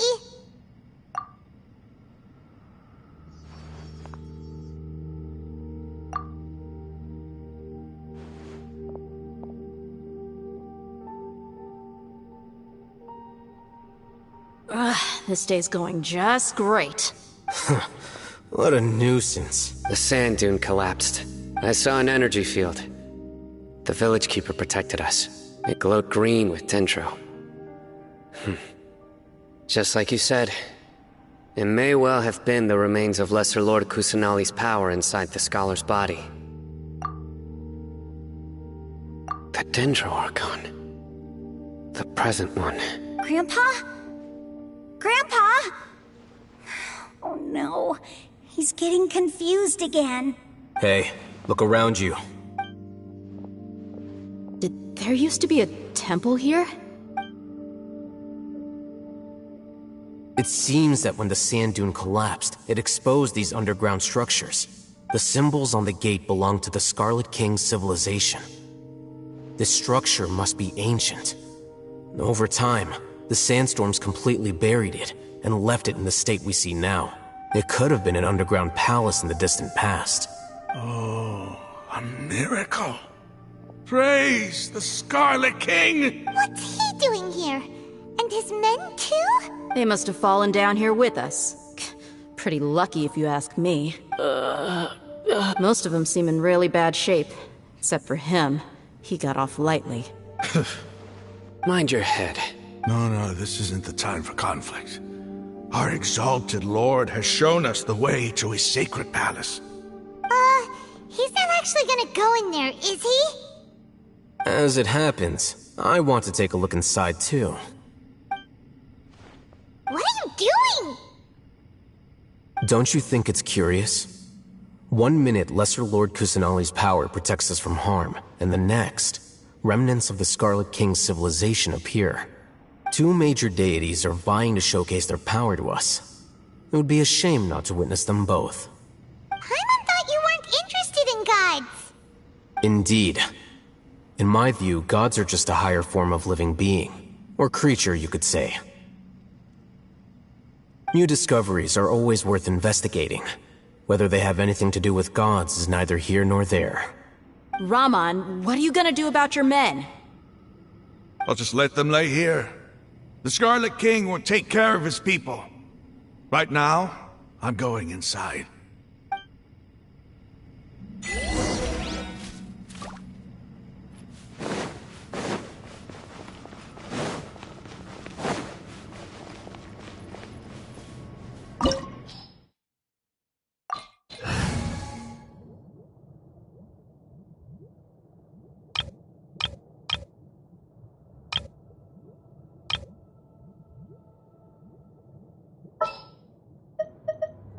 More companions! Hooray!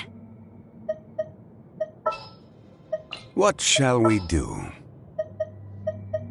What are my orders?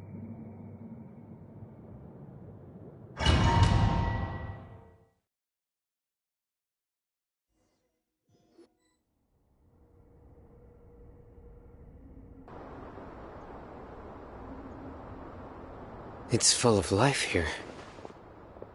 This defies comprehension. It looked completely desolate from the outside. Yet, it flows with energy inside. Yeah, and there's so many plants. It's so pretty.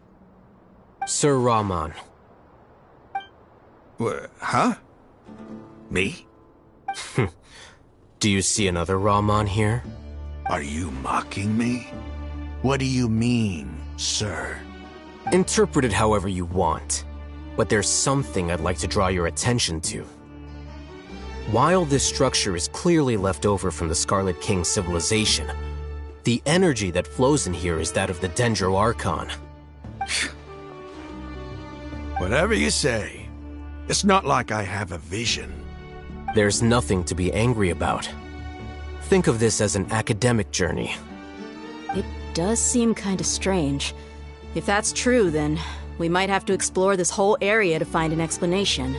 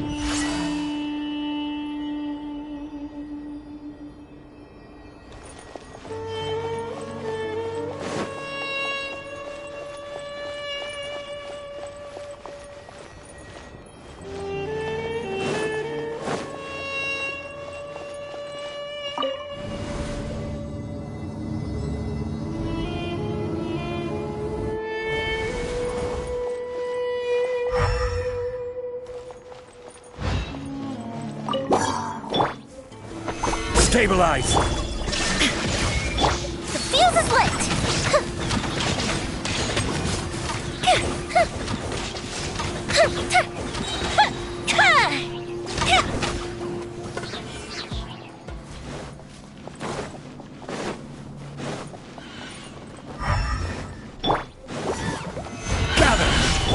Shine down!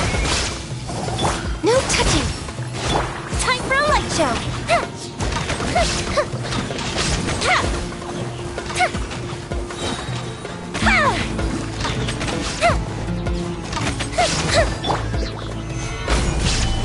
There is no escape! The fuse is lit!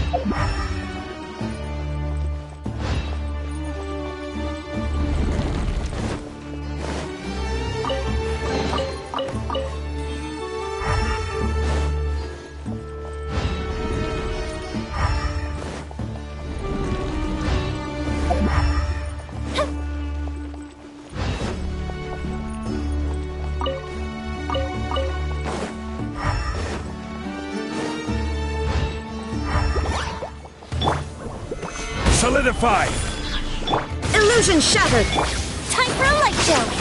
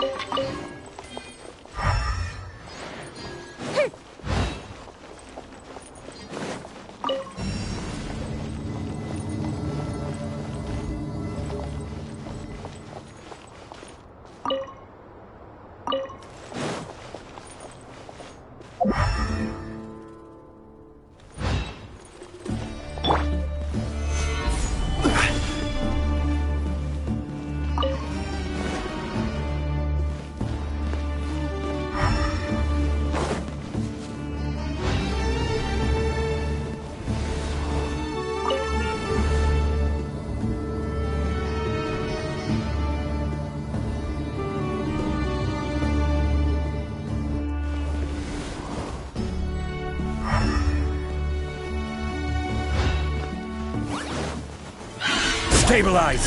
Shine down! The fuse is lit!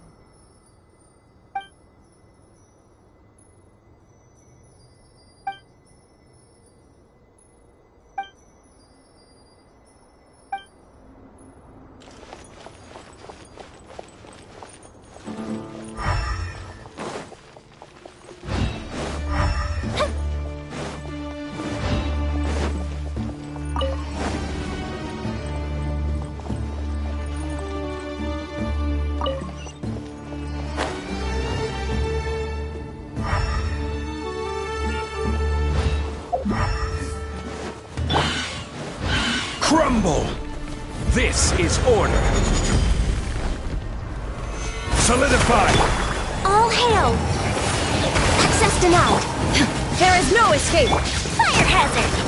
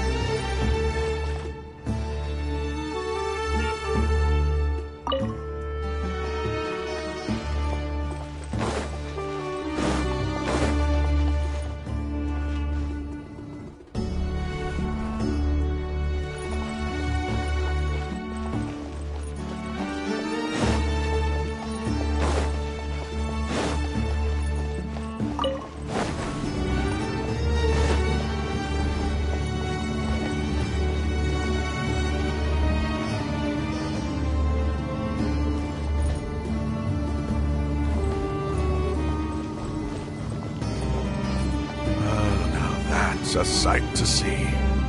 The Scarlet King's splendor surrounds us. There's so much vegetation here. It's different than what I expected. Sure are a lot of plants for a desert. That's what I call divine providence of the Scarlet King.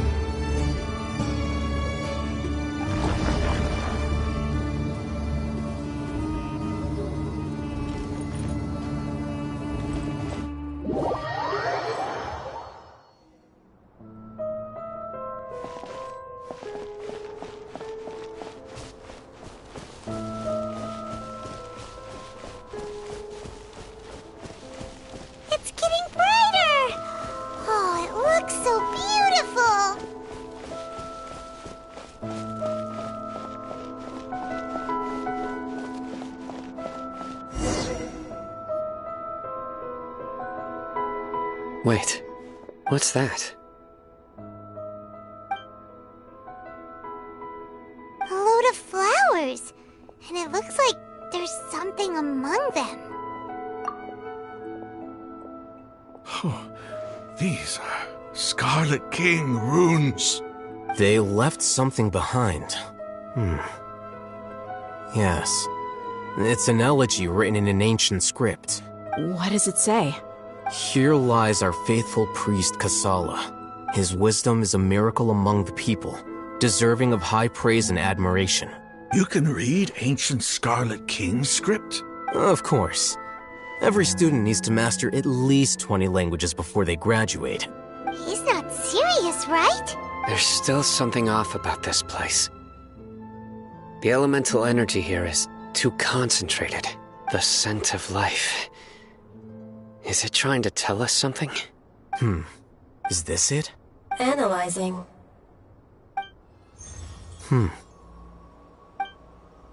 There seems to be a hidden message among these skeletal remains. Excellent. There's a device from the Scarlet King's civilization in this gravesite. I'll transmit the information over and project it for everyone to see. Isn't sharing knowledge against the Academia's rules? Yes. However, under the circumstances, I'd prefer you to see this for yourself. You'll understand after watching it.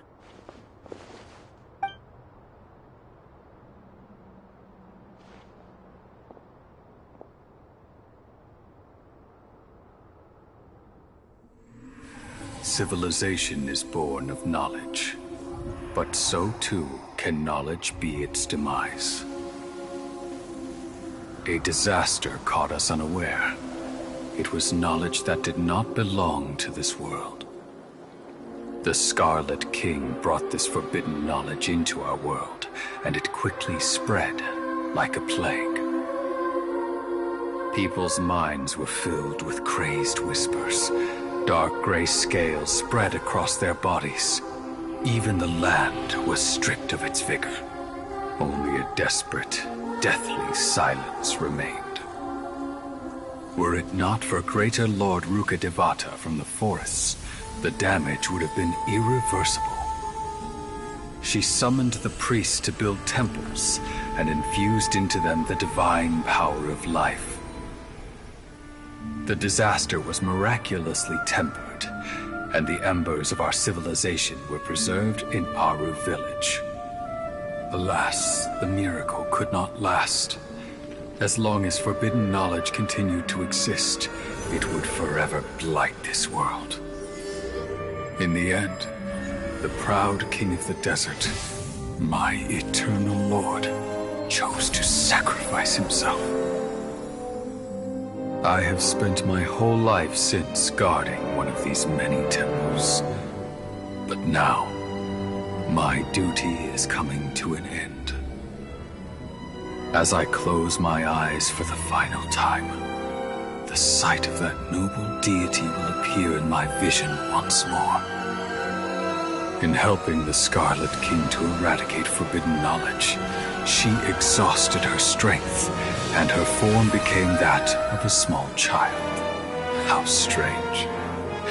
Now that I think of her, I no longer have any fear of death, for I sense that the spirit of life will abide with me during my eternal sleep. Children of the desert, cling no longer to past grievances, but hold tight to the memory of this act of benevolence. What was that? The priest's memories. No, impossible. Greater Lord Rukkhadevata. So the former Dendro Archon and the Scarlet King were never enemies at all. But this doesn't make any sense. The Dendro Archon's followers, they're clearly... Was that the former Dendro Archon? She became so tiny in the end.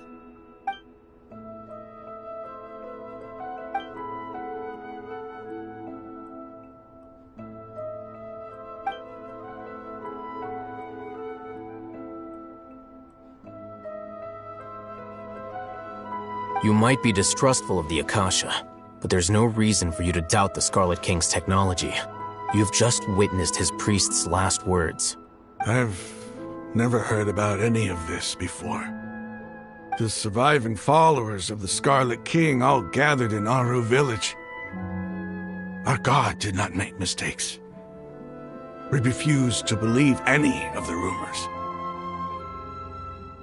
The Scarlet King's death, the all but total annihilation of our civilization, it was all Greater Lord Rukkhadevata's doing. We saw her as nothing more than a traitor, who stabbed us in the back in our moment of crisis. Just like us humans, fighting, feuding, double-crossing each other to survive in the desert. You were blinded by your prejudice.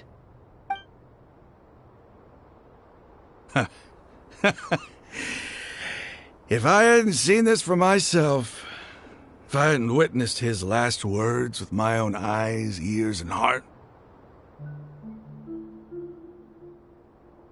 how could I ever begin to accept this? The truth is so far from what I've always known. Am I really supposed to believe that after all these years, all this time seeking revenge, suddenly now my enemy is my savior? Raman, that's enough. Give it a rest. You're starting to make a fool of yourself. Dia, tell me, my Eremites and I, what are we even fighting for?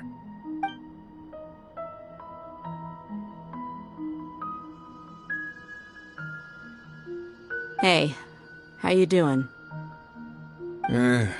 I'll live. Thanks. I should probably go. Can't just stay here forever. What's your next move gonna be? Oh, I know what you're going to ask. I feel deeply ashamed of everything I've done. You'll get everything you're asking for. But please, give me some time. After everything that's happened here today, somehow I need to explain it to the others. It's not gonna be easy. Well, I guess that's for me to deal with. Dia, this is where our camp's located. Make a note of it. When would be a good time for us to go? Tomorrow. I'll convince everyone that we're all on the same side. And I'll return every last one of your your village keepers. We'll share our other resources with you, too.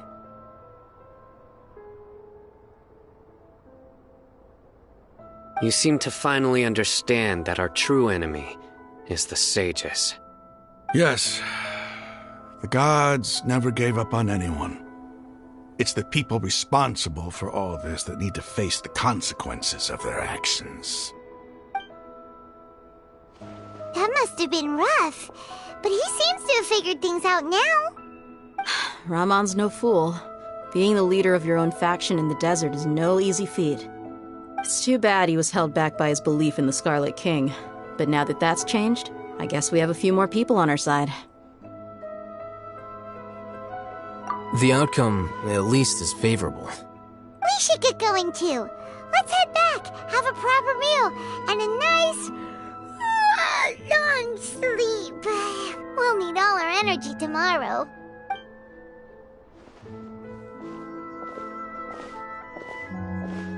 Sino, we're leaving! Stop yelling.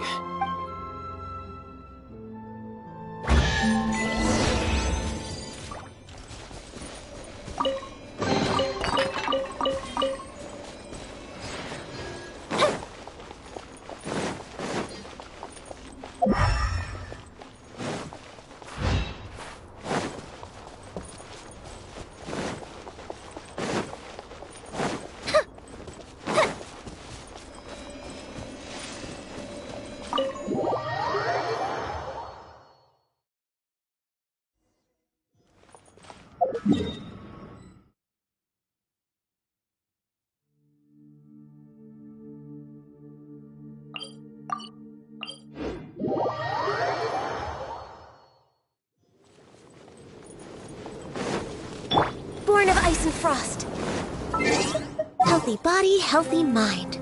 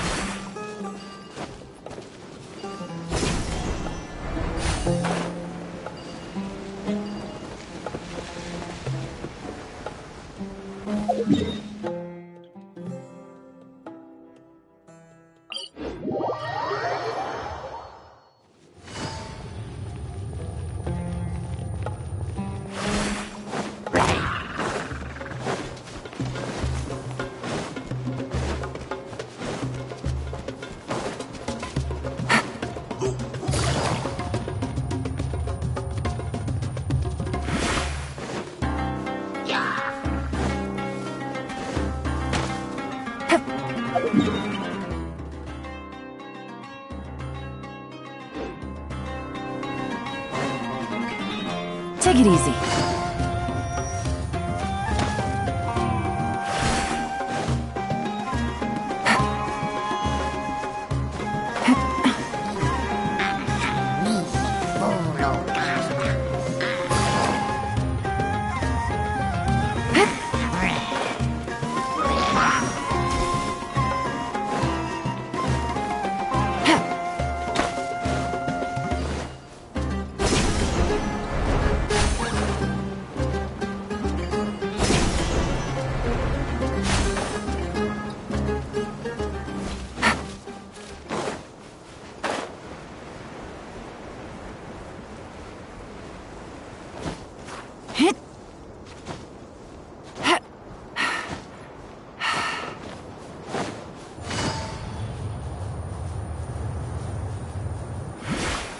Take it easy.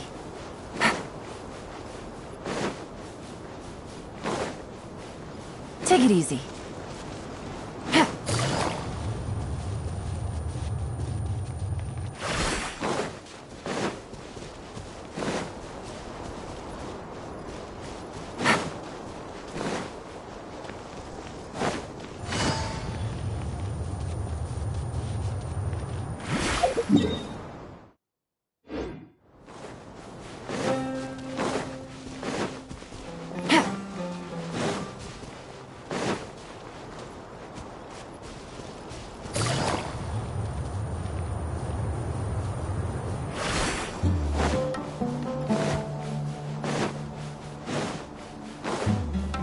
Take it easy.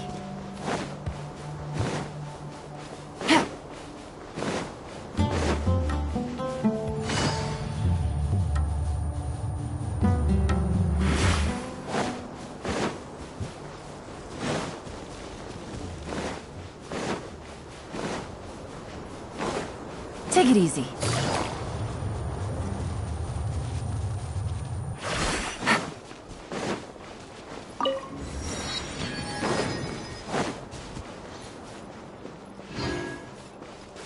Take it easy.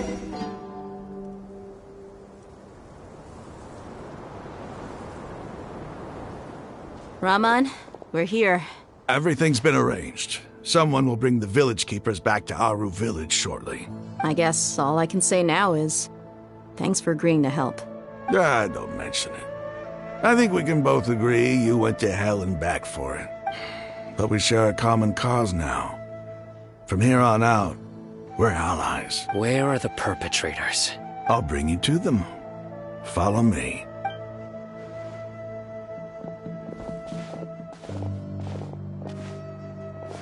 So these are the people who kidnapped the village keepers. Oh no, it's the scribe! There's no need to yell. No one can help you now. We've been all over the desert trying to find you! That's right.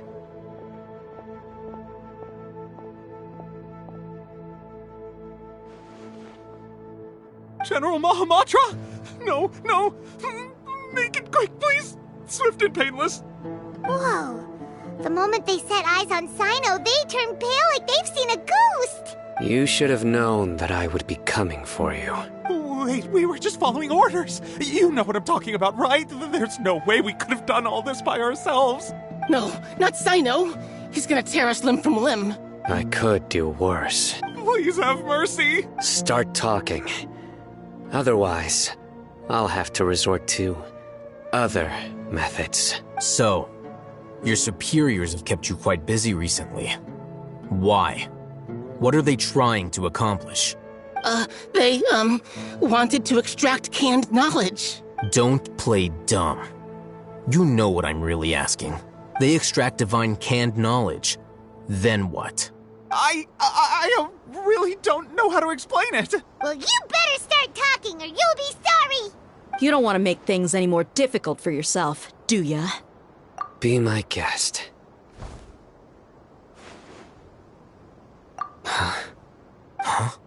Uh-huh? That sure didn't sound like a fancy metaphor or anything. You're serious, aren't you? How did you know? There's no use hiding it now. Yes, you're right. The Academia is working on an important and potentially world-changing project. They are creating a new god. A god that will belong to them and to the people of Sumeru. It may seem as if Sumeru's academics are thriving, but ever since the death of Greater Lord Rukkhadevata, scholarly breakthroughs have been few and far between. The withering of Irminsul has been getting worse recently. The sages have tried everything they could think of, but nothing's worked. I'm always hearing them say things like, if only Greater Lord Rukkhadevata was still with us. Continue. And then, someone from the Fatui showed up. They called him the Doctor. He brought a gnosis and said he wanted to borrow the Academia's research facilities. The Doctor was previously expelled from the Academia. At first, the sages looked down at him in disdain. But when he said those words, everyone's expression changed. He asked them, "Do you wish to create a god?" This is what the arrogant ignorance at the extreme end of academia looks like. First, the Academia spent a long time constructing a divine vessel, which was based on an exquisite humanoid puppet. After that, they harvested dreams via the Zeb-Zerus Festival Samsara, maximizing the Akasha's output. With the Doctor's help, and the Akasha now functioning at maximum efficiency, they were able to use it to extract the power from the Gnosis and convert it into a divine core. Next, they decided that their new god needed to possess divine wisdom. For that to happen, they needed a huge quantity of divine canned knowledge. It adds up. But how do you determine whether the knowledge extracted is of divine origin? Call it an educated guess? The Academia has been trying to figure out the exact source of the scholar's madness for centuries, but to no avail. Nobody can explain the cause of this phenomenon. Surely you can see what that implies, Scribe Alhaitham. If it's knowledge no mortal can comprehend, then it must be something only gods are able to decipher. In other words, it's the source of the God of Wisdom's omniscience and omnipotence.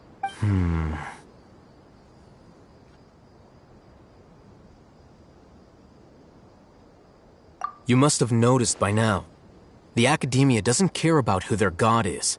It's the ability to exercise control over knowledge and wisdom that matters. It is as if they are cursed with a desire for omniscience and omnipotence that burns in their blood.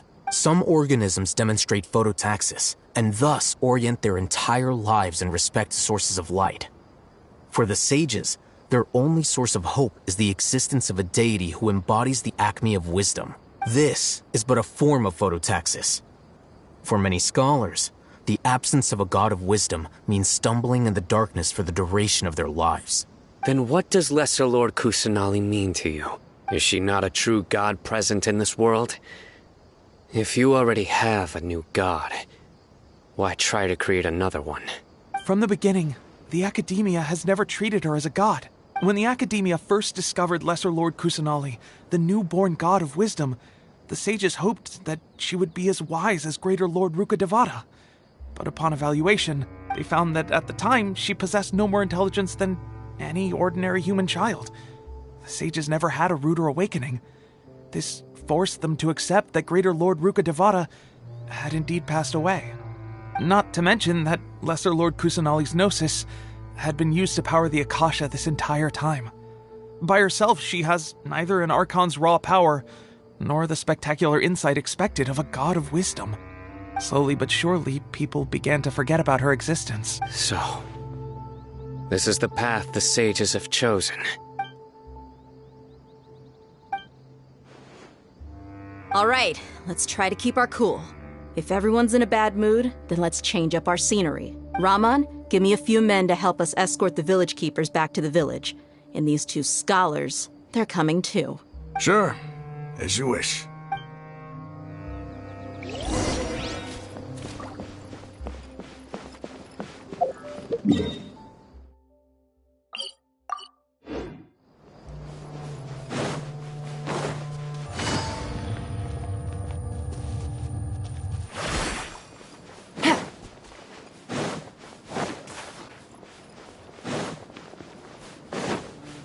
Take it easy.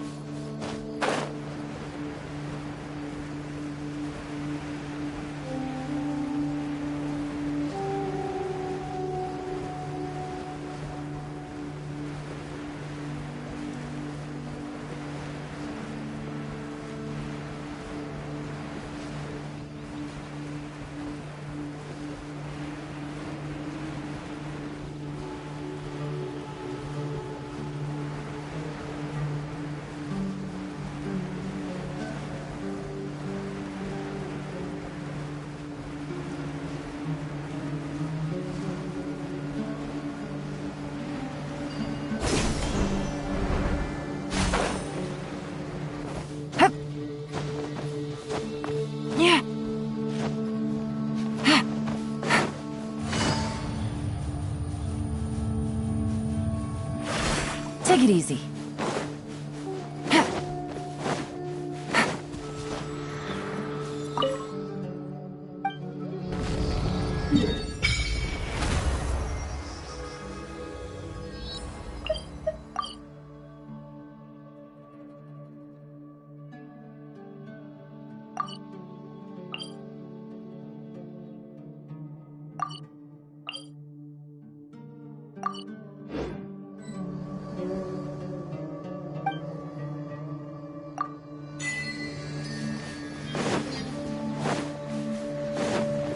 Take it easy.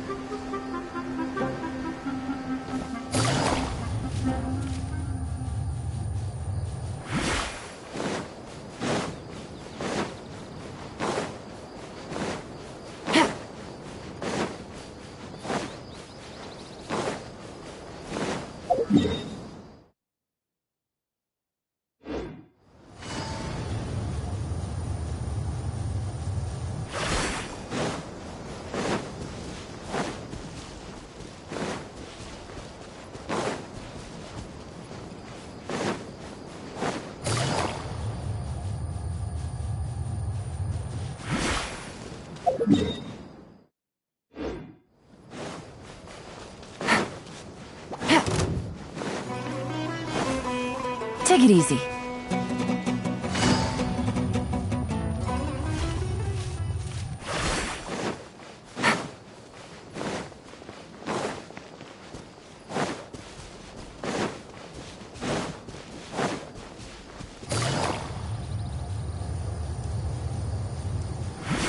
Take it easy.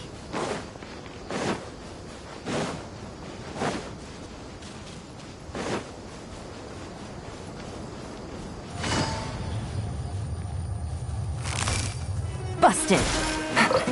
Take it easy.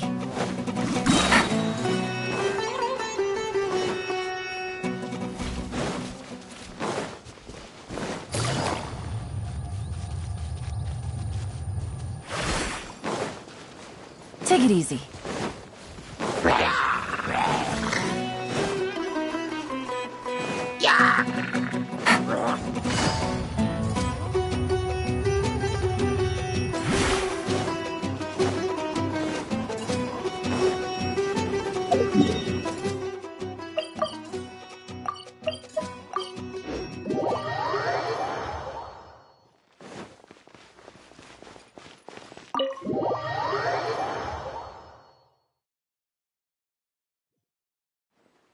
The village keepers you found have all been returned to their homes, and each one has a dedicated caregiver to look after them. The 2 new scholars are being kept under close supervision, too. Really great work, everyone. The atmosphere is so heavy.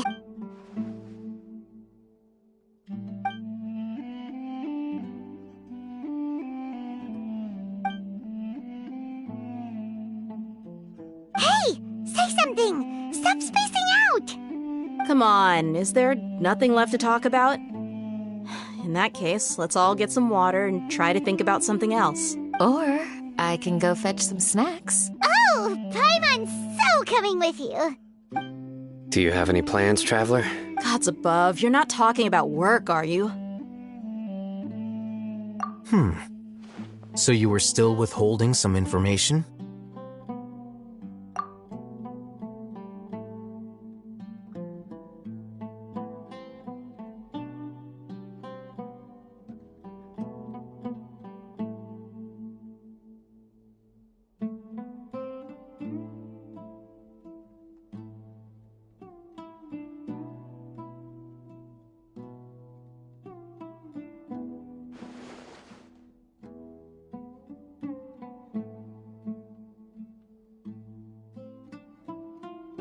Even though we lived through all of this firsthand, it still feels super surreal to hear you talk about it again.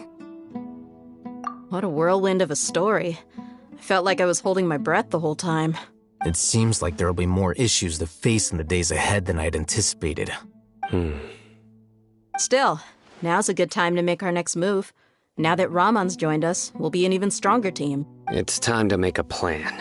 Indeed. These events are a flagrant transgression of the rules in every sense. We cannot allow it to continue. So, everyone, are we on the same page? Crush the sages and rescue our god. That is our ultimate goal. Well, let's brainstorm a little more about what other resources we can draw on. The next time we gather here, we must have a solid plan. Yep, it'll work out for sure.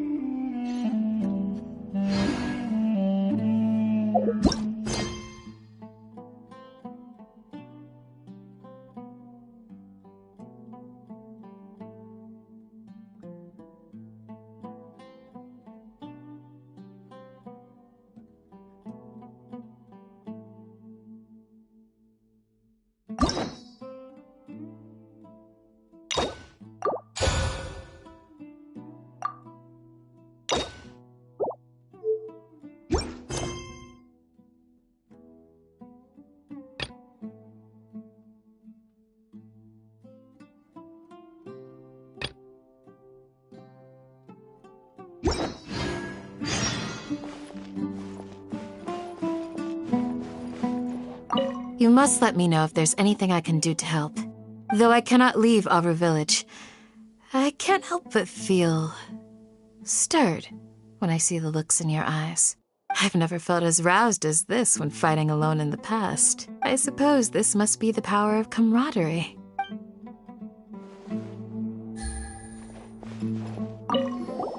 Don't rush. This is a big undertaking, and the planning and preparation for what lies ahead will no doubt take some time. Take it slowly. We need to make sure the plan is as effective as possible. He's starting to read his book again. Hey, are you even listening? Would you like me to lend you something to read? No way. Your books aren't quite to Paimon's tastes. I was joking. I know my books are far too difficult for you, and I have no intention of lending them out. Ugh, you're so annoying. In the past, I never imagined that even the gods could suffer from hardship. If we can find a way to change all of this, will this nation become a better place?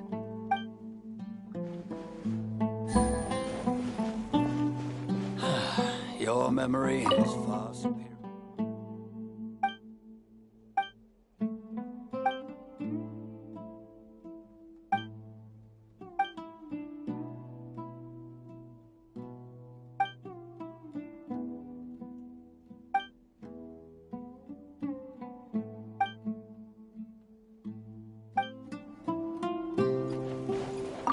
past few days have been some of the most challenging work I've ever taken on.